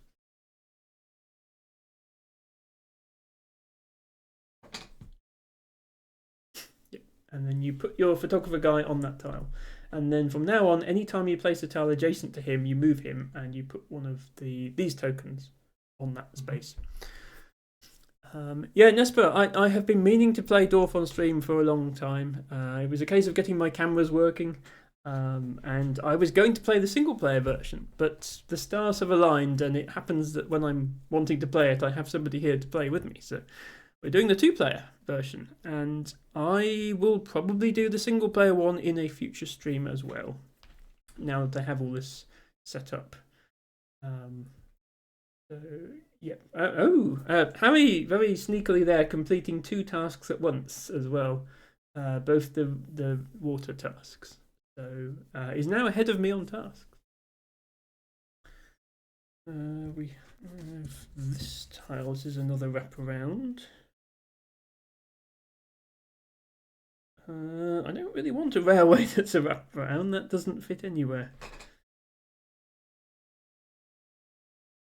I'm going to go here, even though it hurts me to be imperfect. What number do we need for that one? 3. Oh, and okay, Harry. So for anyone who missed that, Harry completed his 6 wraparound task, and then immediately completed his 3 wraparound task as well. Meanwhile, I haven't. Yeah. Well, I do get to immediately complete this one because I've also got it surrounded by 3. But that means Harry gets second pick at a bonus card.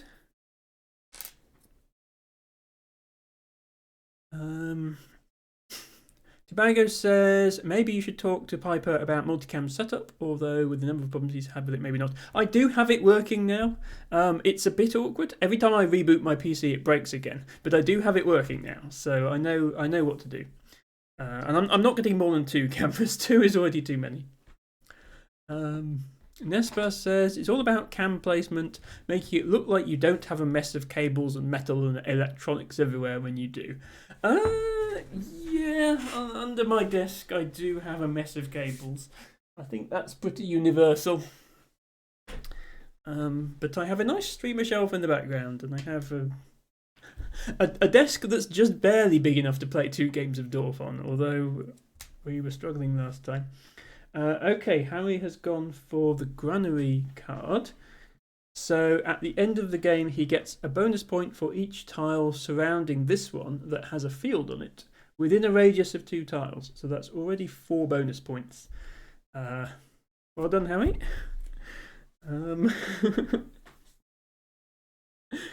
You made so much progress, and I've placed like 2 tiles in that time. So we need another task tile because you've got 1 left. Which is 1.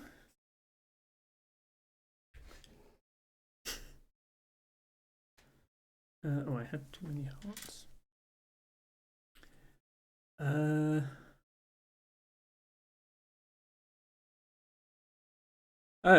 Tibago says except for the glasses cable to Nespa. Yeah, my glasses don't have a cable on them, so it's okay. Right, it was this one, wasn't it? Yes, okay. Oh, if only these touched, that would be good. But they don't, so it isn't. Ooh, ugh.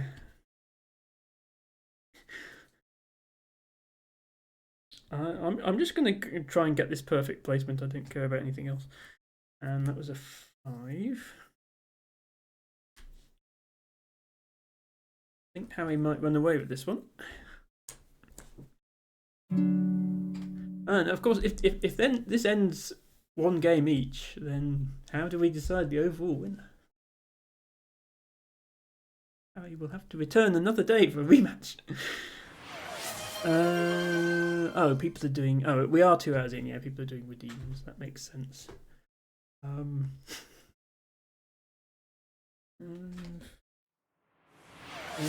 don't have that one. We have this one, and we have a on it. And I just closed off my only forest apart from that one, which I can't use. That was silly.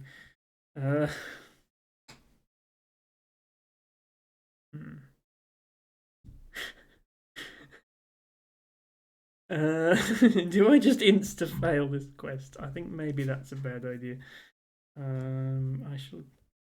I'm making a very long, thin dwarf. May prove to be a bad idea. I'm going to drink some water. Harry off screen may also be drinking water. Who knows?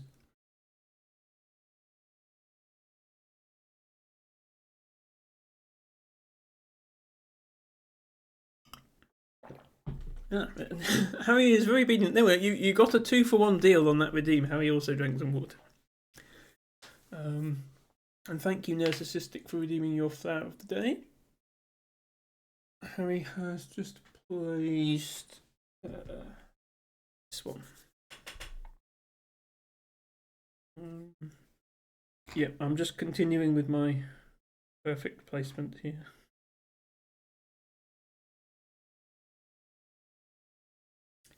LT Bagger says, I'll skip the botany today with it being a different stream unless someone has a plant they want to redeem. I'll probably aim to end things early today, yes. But we'll see how much time we have left when we finish this game, because we could always do a botany to end with. There's no rule that it has to be in the middle of the stream. Right, railway with 2 fields. Harry, you're going to have to start picking better tiles, I'm sorry. There we go. I reposition these without bumping the microphone. This is my microphone on this stick here, which I try to have out the way of the board.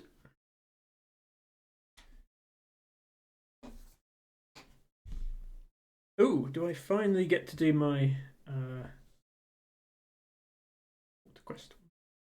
Yes, I do. I'm also going to put a heart on this one, because I've got a reasonable chance of surrounding it.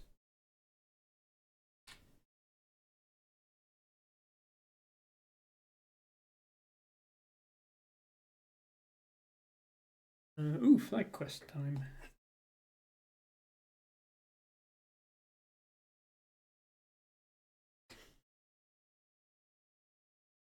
You know what? It's only 3 points, but I'm going to put that towards my perfect as well.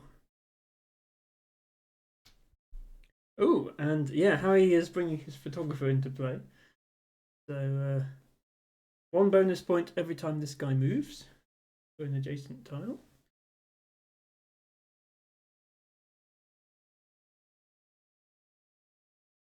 That one.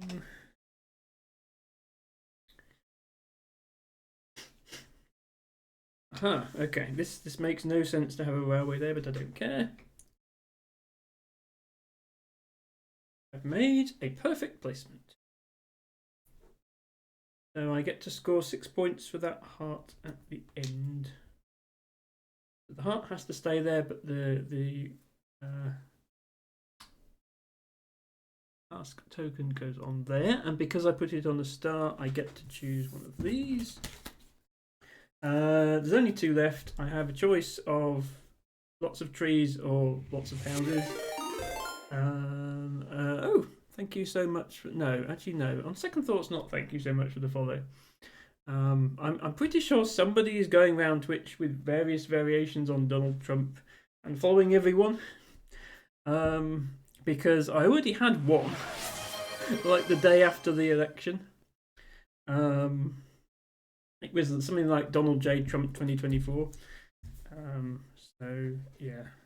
Unless you are Donald Trump, in the extremely minuscule chance that that person was in fact Donald Trump, I can't really say on stream the things I would like to say to you, so I won't. I'm going to choose the forest card, Old Oak, which means that I get to place the one with the trees on it. This one. It has a giant tree on it. And any tile within 2 tiles of this that has trees on gets me extra points at the end. And I'm going to put it here, because there are already trees there. Donald Trump redeemed Blowhigh, which doesn't sound like something he'd do.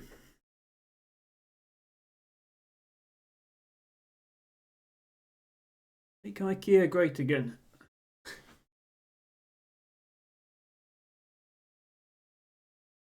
Narcissistic says, not gonna lie, I'll be insta-banning anyone with any variation of that name. I don't usually ban people just for following. If they chat, I probably would. Though it might depend what they say. I'm assuming it's somebody I know, because otherwise why would they redeem Blowhigh? Like, if they're just going round every stream on Twitch following people, they wouldn't also redeem Blowhigh, but I don't know. Right, did you just place that one? That was that one. That does nothing at all in any way, shape, or form to help me. Actually, I can build this heart quest. Narcissistic says, I'm very deep in the feels about all the things in fairness. I completely agree.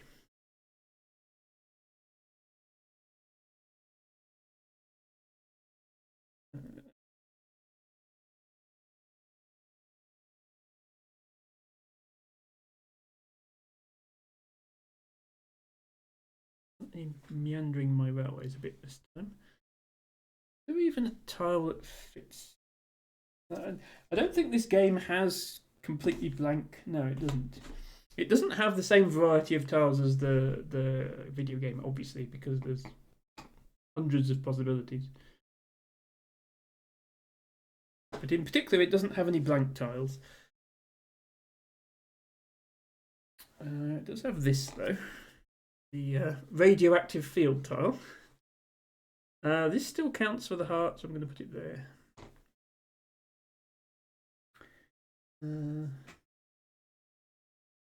Aquifer is going on a magical journey.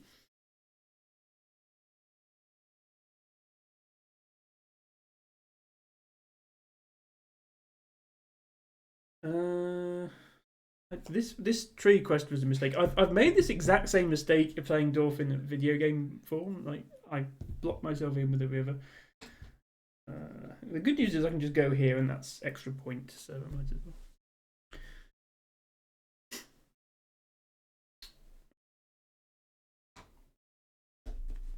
That one is this one. Tibago says, you think people would have better things to do with their time. Tibago, when you've been on the internet as long as you and me have, you and I have, you know full well that people don't have better things to do with their time. Am I going to have to move my dwarf? We can possibly migrate your dwarf that way a bit if we need to. You don't need to have these things on stream necessarily, so you can put them on the table or something. But yeah, it's I've built quite a vertical dwarf this time. Right, another landscape.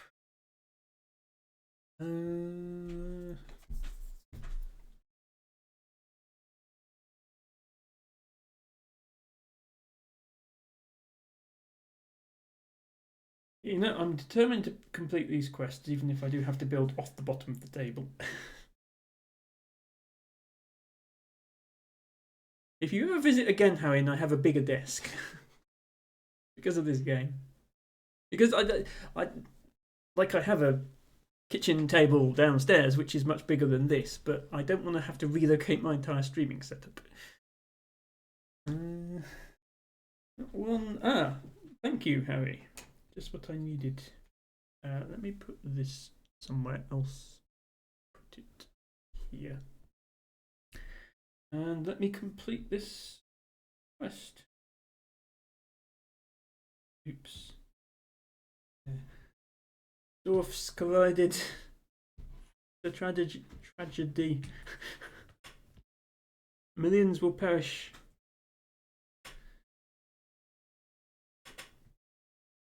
I think you can safely move it down. Okay. Please hold whilst we relocate the dwarf.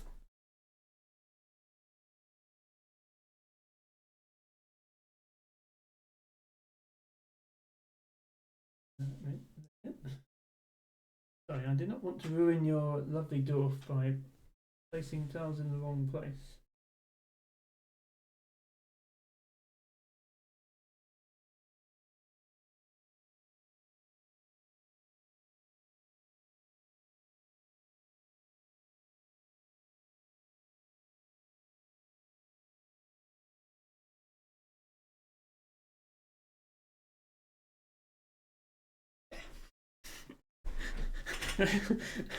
We've signed a border agreement. No one's going to build here.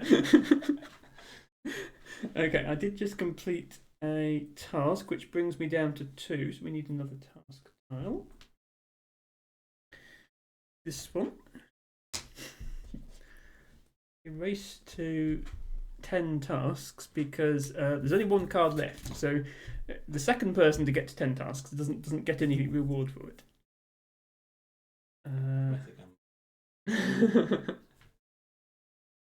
Yeah, I'm gonna gamble as well. Actually, well, it's not a gamble because there's only 1 left, so we know it's the 6. So we've both just instantly completed that. That was helpful.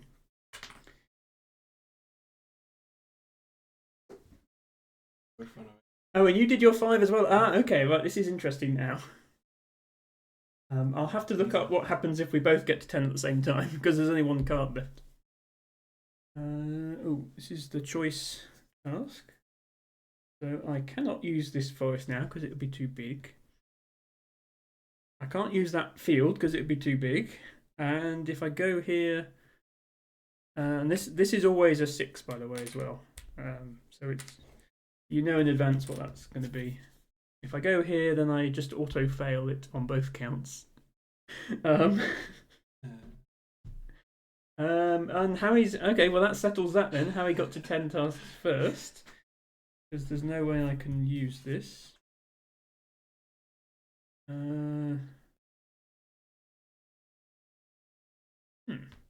Well, I could just fail it and then put a heart on it and try and surround it.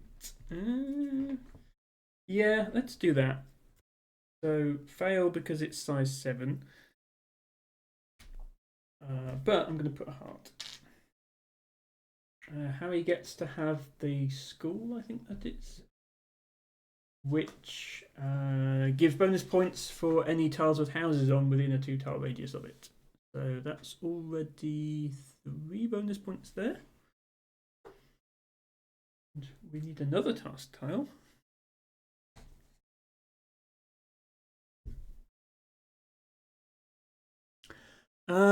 People are saying things. Narcissistic says it should be illegal to be as adorable as Emma. I mean, no, it shouldn't, because then I couldn't exist. But thank you for saying I'm adorable, I guess. It triggers the same kind of cute aggression that makes you want to snuggle a protesting cat. I don't have claws, I promise. I think that's a compliment. Thank you, if so. But yeah, rest assured, narcissistic. Not that I want to get political again, but plenty of people are trying to make my existence illegal. So you know, we've got that going for us. El Tibago says, "Bring cat ears when I visit Emma."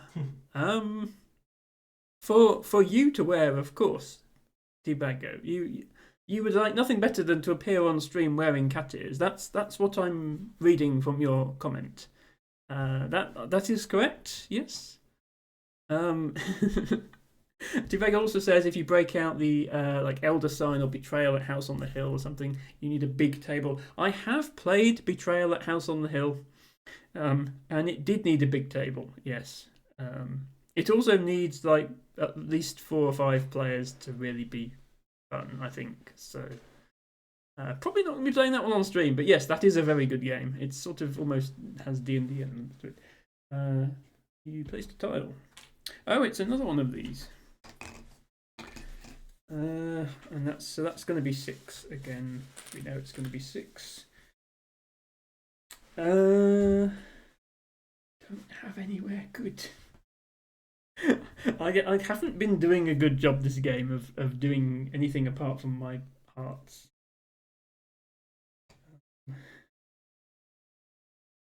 Put it there.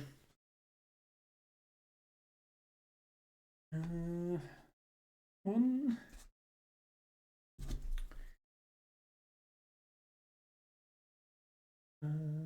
Ooh. I think you failed that because yeah, it's supposed to be 5 and it's actually 10. Ooh, hang on. Right. Oh, that's what I want to do. But do I want to sacrifice a point on my perfect heart? No, I don't. Do I want to sacrifice my quest? Also, no.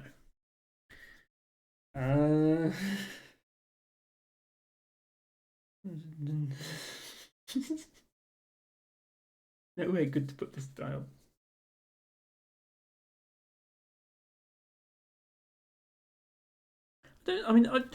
I've been stuck with awkward tiles thousands of times in playing Dwarf video game. Somehow, when I play it in real life, it feels much more real. that I'm stuck. I don't understand why. This one. Oh no, not that one because yeah, well spotted. You completed a quest. Rail. What's this? 2, 3, 4, 5. Okay, can't put it there. It's going to have to be here then. What number for the rail quest?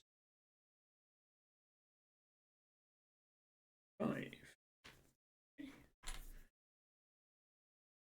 Right, we're both up to 3 tasks again.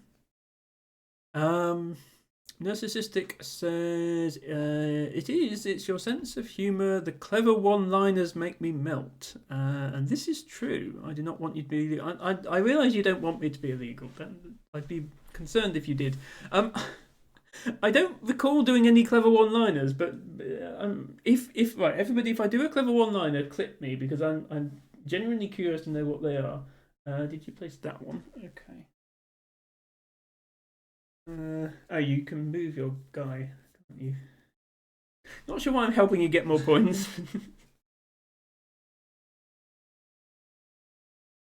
The honourable thing to do.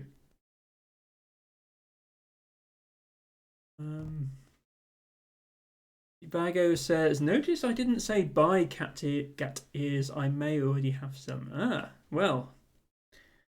Cat ear photo on Discord is what I'm hearing from that, T-Bago. I've seriously nobody do anything they don't want to. Narcissistic says, but do you have a tail? And T-Bago says no. And Narcissistic says, get on my level. Yeah, but you're a VTuber. All VTubers have tails. It like comes with the model, doesn't it? Or... And if you have an IRL tail, then we'll never know because you're a VTuber. This is the least helpful tile that ever did tile.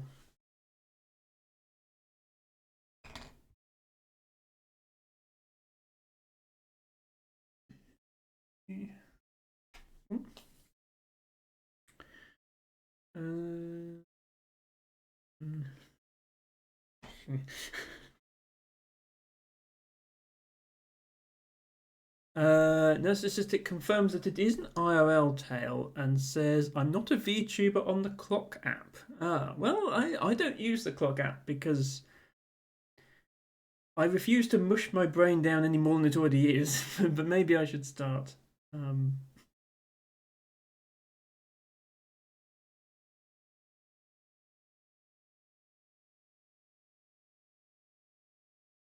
Yield. Really start trying to complete one of these, shouldn't I? Let's try and complete the 5. Do I go for the 5 or do I go for the heart? I'm going to go for this first. Hope we have enough tiles left.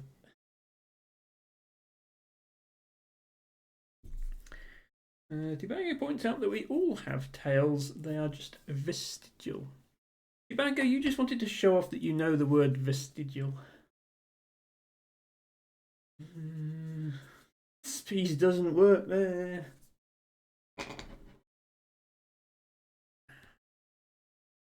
Oh, you get to move your photo guy. He's gonna walk off the table soon. Actually, mate. It's like extra 5 points there. Was that one? Ah, finally! Thank you for picking the one tile that did that.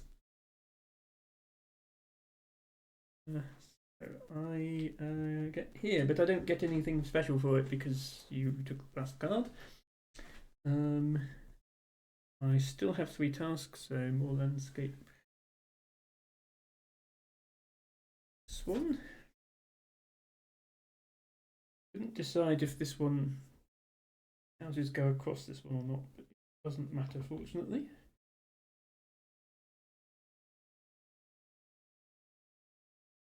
How are you setting up? Probably hoping we draw this tile because it's the only one that would work.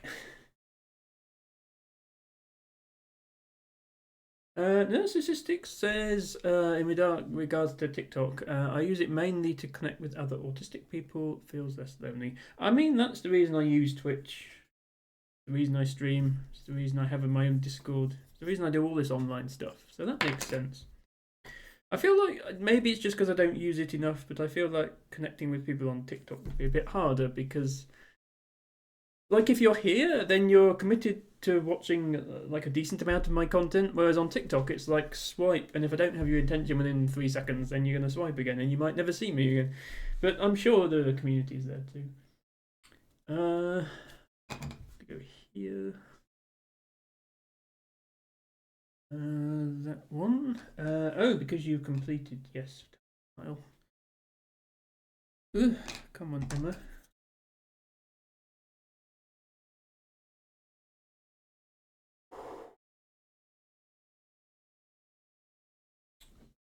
Do we have any houses? Oh, I have houses here. 1, 2, 3, 4. Oh, we haven't had a house question. Oh, this could be okay. To be on the safe side, then I'm going here.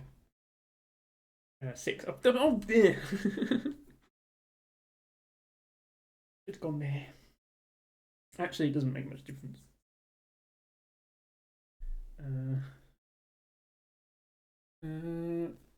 Flag quest. Sure, let's have 3 points. And also close this flag. So that's.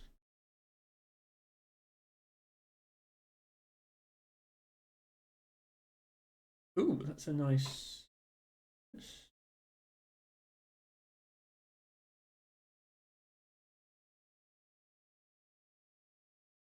Flags everywhere.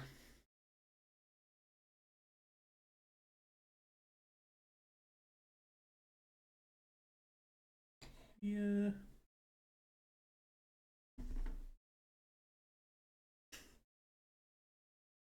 Debago says, I never really got Vine or TikToks. I'm more of a long form video / content kind of guy. I understand that. I think it's partly an age thing as well. Like Gen Z all grew up with short attention spans, but they grew up with things like TikTok being normal to them. So that's, we all grew up with 4 or 5 channel terrestrial television, so we expect content to be at least half an hour's worth of stuff because that's what it was for us as children. Oops. But yes, that one. Right, do I want to do my quest or this quest or my heart? Decisions. Oh, there's only one more rail piece left. I'm going to go here. I think just put completed ones there, even if anywhere to go. wrap around. That's going to be tricky to do at this stage.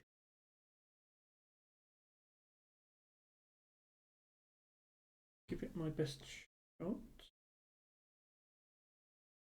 4. That's actually not too bad. I can do that.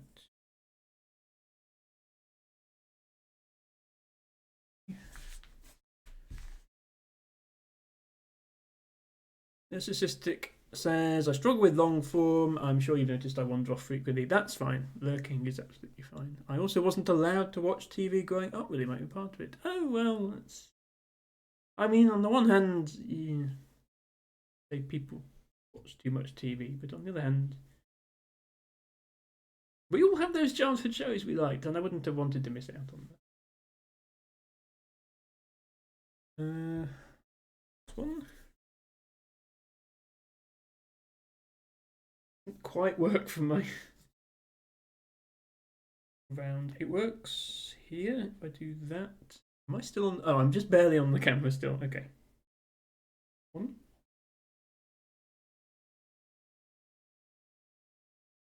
Oh, your photographer can move again. There you go. Narcissistic was too buried in my books to notice. Well, you know, that's a good thing. Reading is good. I will say that much. What tile did you just place? That one. Wait, what?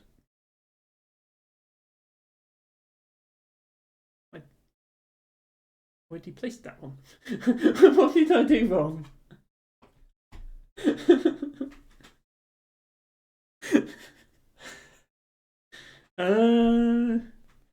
Okay, I obviously placed the wrong tile at some point, so as punishment, I think I don't get to place one this turn.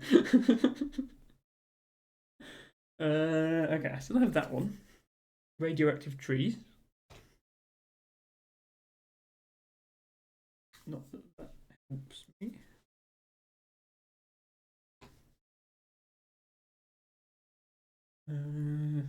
Okay, I'm gonna be watching the VOD back now and trying to pinpoint when I placed a tile wrong. Okay, I'm gonna fail this quest, but I'm gonna get my heart.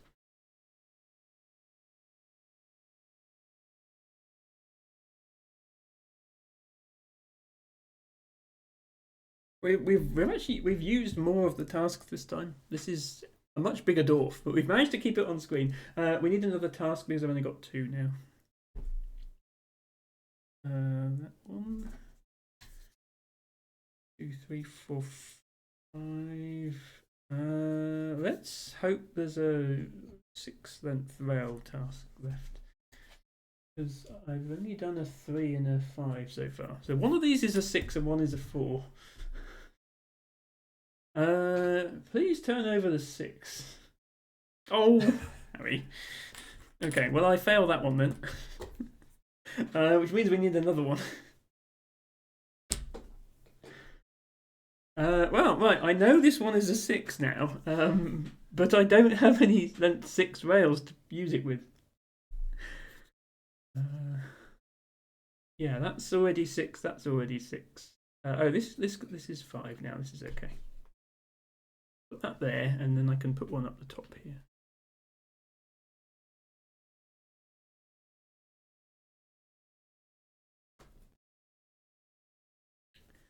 Drago says it was mostly books and movies for me, not so much just TV, but that kind of explains the long form thing with mostly watching movies on VHS. Yeah, I watched a lot of movies / taped episodes of children's programs on VHS. And yeah, we would have those 3-hour VHS tapes and we'd just record like 6 episodes back to back and we'd just watch the whole thing in an afternoon. I definitely get that.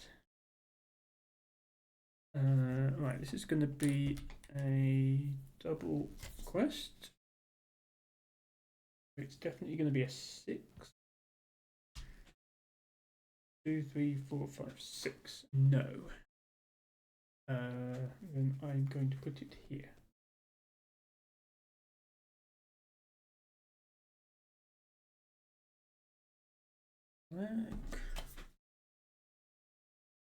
I can actually close off this forest. It's good. 15, whole thing up a bit.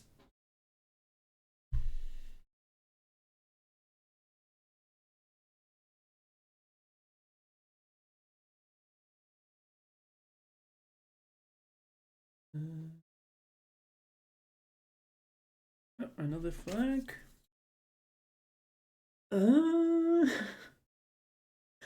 I can do a 2, or I can do a 2. I think it's actually going to be better for me to ignore this flag and put it towards my quest. Ooh, that's a neat placement. That's a perfect placement. Harry has played Dwarf before. She says, clearly having played Dwarf before. That one. Okay, good. That means I can actually get both of these quests going here.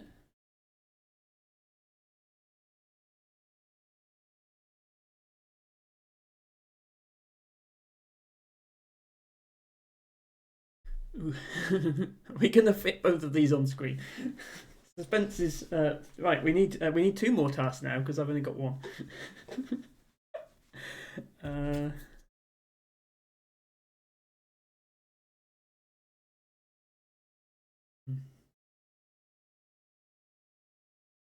Oh no, I haven't only got 1. I forgot to put this here. I've only got 2 though, so we do still need a task.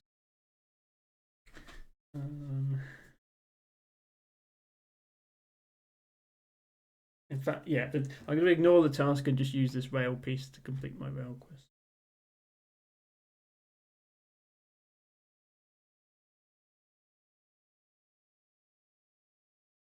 Because we've only got 1 landscape piece left, and it hasn't got any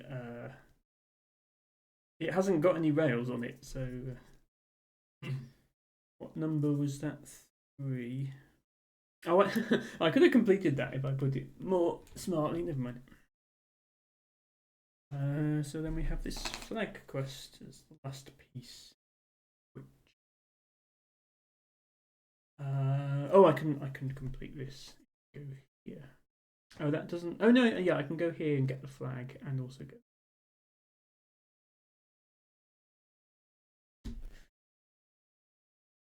Right, we are done. So we don't have, because the landscape stack has run out, we stop there. We just about managed to fit it all on camera. That was close. Hello, Brute Force. Welcome in. Brute Force says, hi, Gertrude. Hope you're well. Emma, hi, LT Bag and all. Brute Force, I'm playing IRL Dwarf today. I have Harry with me playing Dwarf as well. This is my Dwarf. This is Harry's Dwarf. We've just finished our second game of IRL Dorfromantik. And I'm about to do the scoring. I'm going to do a quick... Yes, special guest Harry. I know, right? I can hardly believe it myself. I'm going to do a quick shout out to Brute Force 242, who is an awesome streamer, partner of Lana the Panda, who is also an awesome streamer. And yeah, a shame that the first 241 Brute Forces were taken, but I promise this is the best one. Brute Force says thank you for the shouty. Please, everybody go follow. You will not regret it. I will channel my inner Lana and say, if you are not following Brute Force, what are you doing? Okay, let's do some scores. So we need to do the complicated bit as well this time. And let me actually try and write the points on the correct sides. So we start with we did pretty well. We only had like 7-ish tasks uncompleted.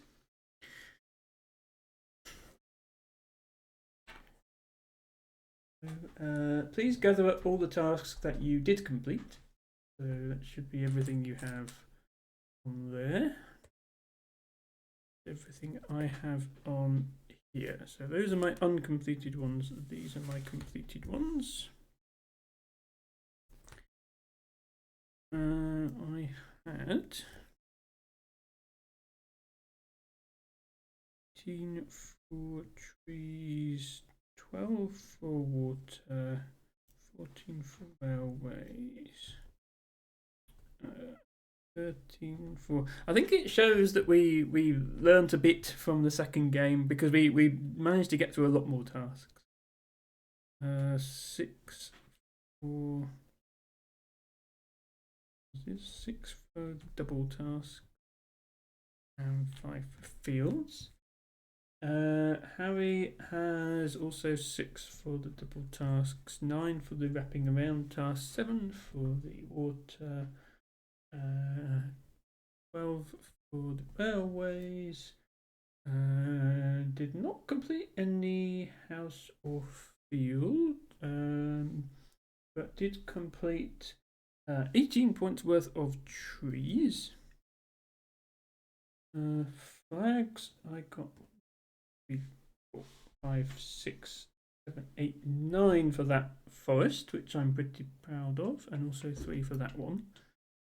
That's 12. Harry has 8 for that forest, and that one was not completed. Fields, I got 1, 2, 3 for that one. 7 plus that one, so 10.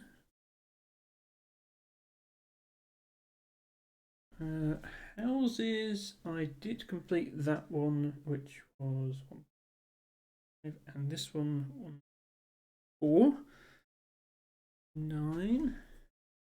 I did not quite complete that one or that one. Okay. Right, I have no idea who had the longest of anything this time, actually. This is my best river. That is 8. Harry takes it this time with 12. Railway. I have 3 railways of length 6. If only I'd managed to connect them somehow. Is that 9, that one? Or 8? 9? Okay. And then we have 8. 8, sorry. 8. The hearts, which I did manage to surround that one perfectly and that one perfectly, so that's 6 points each. This one I only got 5, so that is 17.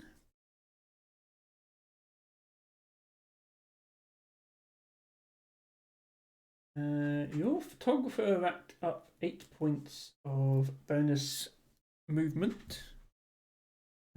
You had 2 of these things. This one, so scores points for any fields within a 2-tile radius, which is going to be 1, 2, 3, 4, 5, 6, 7, 8, 9, 10, 11. And the other one, houses, is going to be 1, 2, 3, 4, 5, 6. That's 17 for those. And I just had this tree, which I did manage to get quite central in my dwarf. 1, 2, 3, 4, 5, 6, 7, 8, 10, 11, 12, 13, 14, 15. I heard a raid noise. Cass, hello. Cass, welcome in. Thank you so much for raiding with your party of 3 viewers. Cass says, little lottle raid. Thank you. Is Harry trying to do a shout out for Cass? Don't worry, I can do it. Yeah. Thank you. Oh, no, never mind. Teabagger's on it. Welcome in, Cass. Welcome in, Alice. Welcome into all the raiders. Hello also to Zando Toaster, who I just noticed redeemed his flower of the day. Hope you are well, Zando. Hope you are well, Cass. Hope you're well, Alice. Cass and Alice, both incredibly cute streamers. They both deserving of your follow, but especially Cass, of course, because he just raided us. Look at those emotes. Look at those emotes. Sorry, just look at them. Look at those emotes, decide that you want them because they are cute, and then go to Cass's stream and sub. That's what I'm asking you to do. Zando says, this board game looks nice, hope you're having fun. Yes, we are. So I am very privileged to have Harry one of my regular viewers, here with me today, and we are playing the two-player version of Dorfromantik called Dorfromantik The Duel, which came out in English earlier this year. It's like a competitive. This is my Dorf. This is Harry's Dorf. We're just doing the scoring at the moment to see whose Dorf is best. Alice says I was lurking, and yes, I approve of Cass being followed, I guess. I hope you enjoyed your lurk. Yes, as I just explained, this stream is a bit different to what I usually do. I know, Alice, your streams revolve a lot around having things on camera that you are making, which is lovely. This is the first time I've done anything like this. I invested in a second camera so that I can film myself playing board games. Right, let's find out who won. I won the first game. This one goes to 18, 26, 36, 48, 56, 85, 84, 90, 98. 115 points for Harry, and I have 30, 53, 57, 23, 93, 12. Looks like I won again. 1, 2, 9, 1, 4, 4. Yes, 144. But we both scored a lot higher than we did in the first game. So, congratulations, Harry. Thank you for playing. We are not going to start a third game now because we are already nearly 3 hours into the stream. But we will wind things down, tidy everything up, and we might do a little botany redeem just as our last thing, and then maybe raid out after 3 hours. I think that's a good place to have it. NMO08 says that looks so fun. It has been fun. If you're just joining us, sorry that you've missed all the gameplay, but there will be a VOD for everybody to watch. And if you want this game, it, I'm sure, is on sale from your favourite board game retailer, depending on what country you're in. Certainly available in the UK and Germany, and it is available in Germany. In fact, it's made by a German company. Altivago says, we can only hope the second cam setup is as scuffed as Alice's. Look, don't be harsh on Alice. Alice makes the most unbelievably small things that you can imagine, and it's very difficult to get the camera close enough to the small things to be able to see them. So she deserves a lot of credit for managing what she does. Alice says, how would you say the board game compares to the video game? Obviously, it is very different to the video game. The video game, once you're good enough at it, you can play it forever. You can place as many tiles as you like until your computer can't handle it anymore. This comes in a box, so there are a finite number of tiles, but you can build a landscape this size with them. This is obviously a two-player competitive game, but the original Dorfromantik board game, which is separate to this and also available, and I even have it here, does stay quite faithful to the video game by being a single player or cooperative game, and actually has some quite interesting mechanics in it. You start off with just the tiles, and then you unlock achievements, which work a bit like unlocking achievements in the game. Those give you special tiles, which you can use to score more points, which unlock even more achievements. So you play it over and over again, and you score more and more points each time as you unlock all the achievements. So that game is a lot of fun too, and I'm hoping to play it on the stream in future. Let's just tidy this one away before I do any botany, and then we should have just 10 minutes of botany before we end.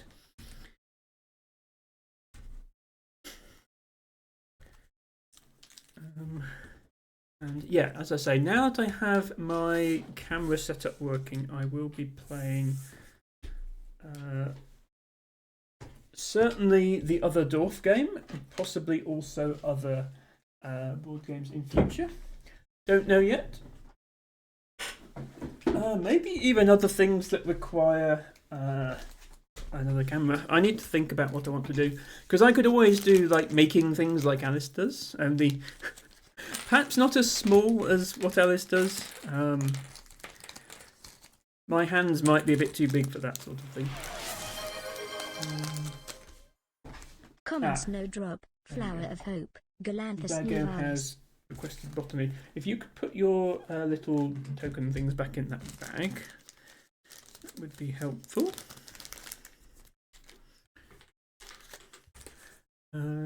Common snowdrop, flower of hope, says T-Bago. An interesting one. Winter/early spring flowering. It's usually out in January or February, so perhaps an appropriate request for this time of year. Although it's not out just yet. Did I miss some chat? I did miss some chat. Cass says, we played Sky today and did the newest seasonal quest, which already came out on Monday. It hit right into the feels. I may have cried a little. Oh, well, I'm sure it was a good cry. Listen, quite a lot of people here were in Lana the Panda's Red Dead Redemption 2 climax stream yesterday. There was a lot of crying. And not just from the streamer.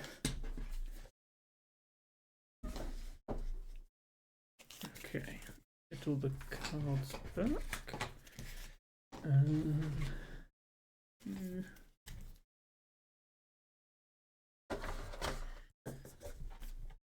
These.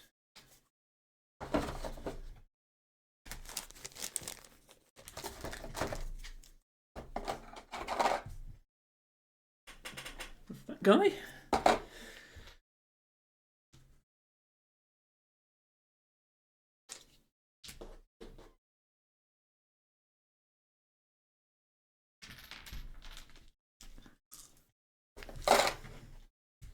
I like the idea that the how well the photographer scores doesn't depend on how attractive the landscape is, just how many photos he manages to take. He could just be walking along a railway line and he'll score the same points. Narcissistic says, you find the coolest games. This game is quite obscure as a board game, but it's obviously I found out about it because I played the video game. So I think probably most of the people who buy it are going to be people who played the video game. That's one of mine, isn't it?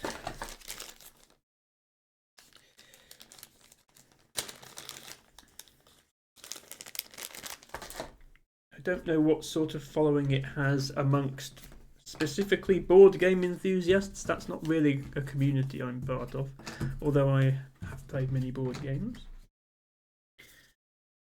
But I believe it got decent reviews. I think they sort of praised its unconventional. I'm not sure about this one, but the original one they sort of praised its unconventional design in terms of unlocking the achievements and stuff like that, which was inspired by the video game.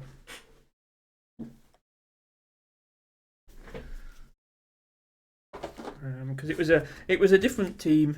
It wasn't developed by the developers of the original game. It was gave the rights to Dorf to a team that makes board games.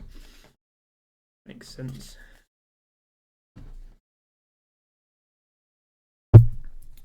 Sorry, I just knocked the mic there. I might need to figure out a better place to attach my mic to my desk so that it doesn't get in the way of things like this. El Tibago, talking about Snowdrop, says other common names include February Fairmaids, Dingle Dangle, Candlemas Bells, Mary Tapers, and in parts of Yorkshire, Snow Piercers. those are some fascinating common names, Tibago. There will be botany in just a moment. Let me go to this screen because there's nothing to look at on the other one. Harry has the tiles. If you could just put those tiles in that side of the box.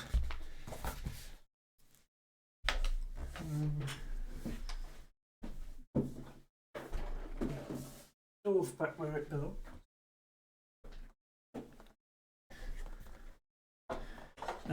Twitch refused to send my wave to Brute Force 242. Oh, that's no good. Okay, let's send some extra waves to Brute Force just to make up for that. There we go. Cass says I didn't have dinner yet, so I'll lurk and grab some food. Alice says I'm proud of my scuffed camera setup. It's fine, Alice. It's fine. Enjoy your lurk, Cass. We'll be raiding out soon anyway. Cass says, in regards to what he's going to eat, I'm not sure. I'm kind of too tired to make anything, so it'll just be bread and cheese probably. Tibago says, Board Game Geek rated the original Dwarf 7.6 out of 10. The Jaw was rated 7.1. Okay, I'm not sure if board game ratings work the same way as video game ratings, where like anything under about 6 is absolute garbage. But it sounds like they're both sort of fairly average ratings, which is reasonable. They're certainly not the best. There are better board games out there, but I like it because it has the connection with the video game that I'm so fond of. Alice says, Little Snowbells is the translation of Snowdrop into German. That's interesting. Like a cutified, smally version of the word bell. Oh, that's really sweet, actually. There we are, Brute. Enjoy your waves.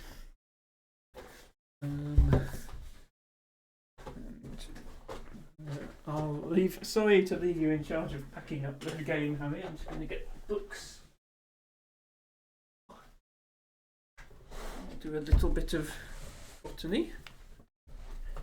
When I'm not playing games on the internet or in real life, I am a botanist. And I like to share that with my viewers. Every week we pick a plant and talk about it for a bit. And today, that plant is Snowdrop, which I'm pretty sure comes under S. So it does.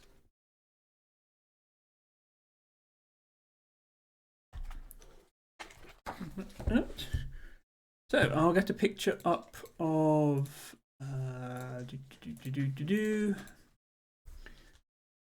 Snowdrop. Everybody knows what we're talking about. Okay, apparently there's a Korean drama called Snowdrop. When you Google image search it, half the pictures are for the Korean drama, which is interesting. But we are talking about the plant. So let's get that up there. There we go. So interestingly, this is a plant that a lot of UK people think of as being native. It is planted in gardens as giveaways. It says branded garden products at the bottom of this picture. And there are garden-specific varieties, but it is also found throughout the UK on like road verges and that sort of habitat. So you could easily be mistaken to thinking it was native. But in fact, all snowdrops in the UK are naturalised from human introductions. Altibago says, for reference, Settlers of Catan got 7.1. Okay, that's interesting then. I know Settlers of Catan is generally considered to be a good board game. So the dual then rated equally with Settlers of Catan and the original rated higher. That's interesting to know. I'm curious. I mean, I maybe look it up after the stream, but if you want to share with us, feel free to, Tibago, what the highest rated board games were. I am curious to know if I've actually heard of any of them. I feel like I I know mainstream board games. I know Scrabble. I know Carcassonne. I know Settlers of Catan. But I know there's so many out there these days. Like there was a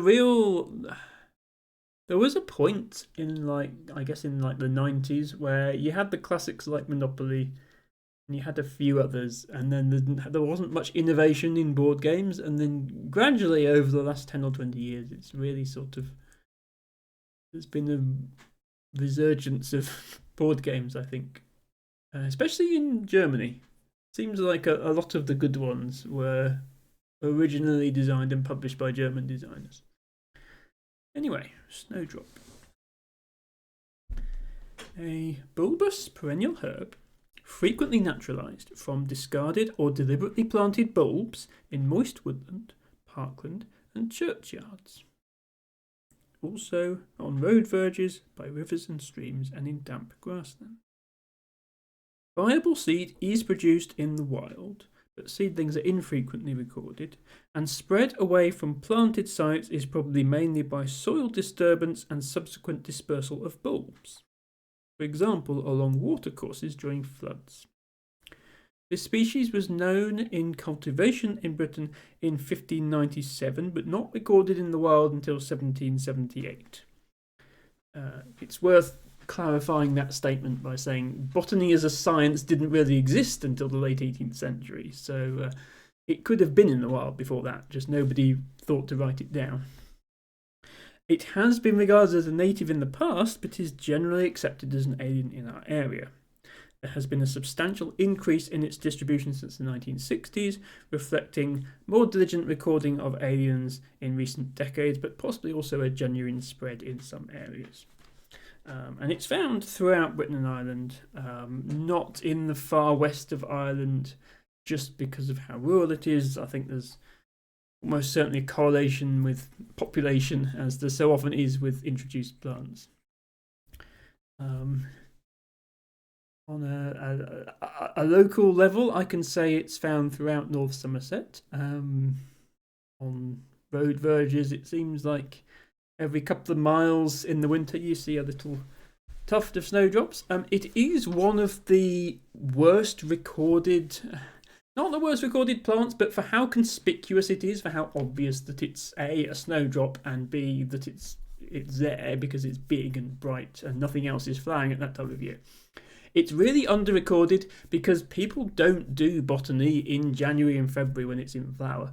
I've actually submitted quite a few records for North Somerset that I happened to drive past on my way somewhere or whatever, or just I was out for a walk in the winter. Because when you're doing a systematic recording between sort of April and September, even by April there's no trace of the leaves of snowdrop anymore, so you can't really record it at that point. So it's likely that it's even more widespread than the data shows. I'm going to bring up the distribution map now. We just want the regular snowdrop. There are several plants in the snowdrop family. Let's see if I type that in. We're talking specifically about this one, which is a common snowdrop. And yeah, it's everywhere, but it's concentrated in areas of more population and not so much in... With Ireland especially, you've got to bear in mind that it's under-recorded in general, so there will be some here, but there won't be many because of how rural it is. In North Somerset, I'm proud to say this big block of records here in North Somerset was almost entirely me driving or walking around in winter and noticing snowdrops everywhere. In fact, if I, look, where this is shaded in, this is just broader records. If I go down to 1 kilometre, you can see how it sort of looks like there's a clump of snowdrops here surrounding where I live. There's no more snowdrops here than anywhere else. It's just I'm the only one who bothered to write them down. And apparently somebody in Preston is also very dedicated in their snowdrop recording. I don't for a moment think Preston has more than anywhere else. So yeah, that was Snowdrop. That was a stream. I'm going to leave it there. I did consider maybe switching to Dorf, the video game, and doing a monthly mode, but I'm not going to do that for now. What I will do, I will almost certainly play Dorf on stream again, and I'll play the single player version when it's just me here. And then I'll probably mix it up with some video game Dorf as well. Let me just put these books back. Ooh.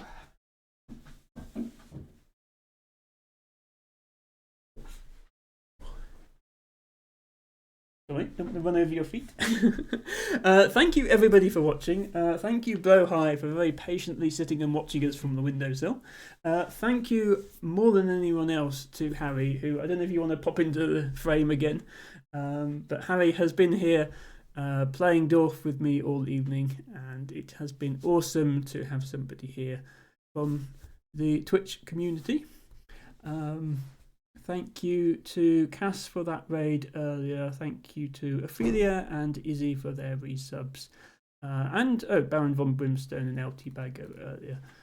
Also, Pro Stoic used 10 bits to scare me with a big emote and threatened to eat the Bloweye. LT Bago says was a lovely, nice change of pace. I'm glad you think so, T Bago. Lana is intrigued by the K-drama called Snowdrop and says maybe I should check it out. I have no idea if it's good or not. It's just what came up in Google image results when I searched for Snowdrop. Harry better get half of this. El Tibago has cheered 100 bits and says Harry better get half of this. You saying I should pay Harry a 50p appearance fee? We'll think about it. Tibago shared the top-rated board games. Top 3 are Gloomhaven with 8.6, Twilight Imperium 4th edition with 8.6, and Kingdom Death Monster with 8.5. I've not heard of any of those, but also that's interesting to see how different the board game ratings are from video game ratings. I mean, you look up Metacritic or Steam ratings for video games, the top ones are like 98, 97. So to have the top one only be 8.6 shows that board game fans are a lot more discerning. And also that means 7 obviously is a much better rating than it would be if 10 was the max. So yeah, Lana says thank you for the stream. Ophelia says thank you Emma and Harry, this was lovely. Yes, thank you for being here. And Harry is hiding off stream, but I'm sure Harry appreciates all the thanks as well. Alex says thank you both for the wonderful stream. Barry says thank you both for the stream. Yeah, we're going to look for somebody to raid now. Said I would be done by 10. We've overrun very slightly, but that's okay. If anyone has suggestions for raid targets, do let me know. As always, when I finish early, there's always so many people on. I think part of the problem is I just follow too many people. I mean, look at my follows, Harry. Will you agree this is too many people?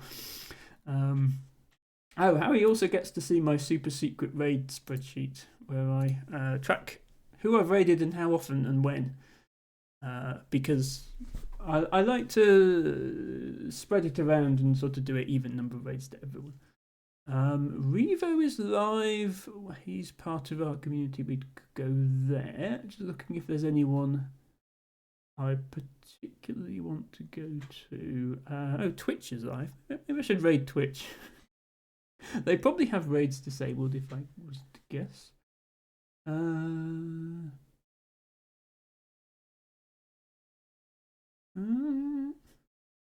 Going to Revo might be good. Actually, did we go to Revo last time? No, we didn't. We 2 weeks ago we went to Revo. Okay, we go to Revo again then. Sounds good. Tibago also suggested Revo, so that's nice. Yeah, and every time I type in this spreadsheet when it was and how many. So we've now raided Revo 4 times, which makes him one of our most raided, although by no means the most. The most is Heron de Birds. We raided her 12 times, but she doesn't stream anymore. So other people will catch up soon. Ophelia is suggesting a raid message. Thank you for that suggestion. Ophelia suggests Gertrude and Harry raid. I mean, well, Harry is in the stream, so he will be raiding with us, so fair enough. Everybody, Gertrude and Harry raid. If you are subscribed, you can copy and paste that message as is. If you're not subscribed, you are still more than welcome to participate in the raid. Use any emotes you'd like, but I'll do one with some dancing dinosaurs that you're welcome to copy. Alice says, I'm going to say something now. Okay, that's fine. I mean, if you ever want to suggest new streamers to me, that's absolutely fine. But let's get this raid going now. Here we go. This channel is intended for mature audiences. Oh, let's just also... I always forget to do this. Make sure he's not about to end. He's not about to end. Okay. I am going to be back tomorrow. I think what we're going to do... Today would have normally been Core Keeper. So we're going to do Core Keeper tomorrow. So that's going to be 7:30 Saturday. And then Sunday at 7. It'll be time for a new game. Because we finished Celeste, we finished World of Goo, and I'm going to put Factorio in the Sunday slot. So this Sunday you can look forward to Factorio. We will also be starting Cocoon, which was Ren's viewer request, but we'll put that in the Saturday slot, so that will be next Saturday. So thank you all once again for watching, and bye for now.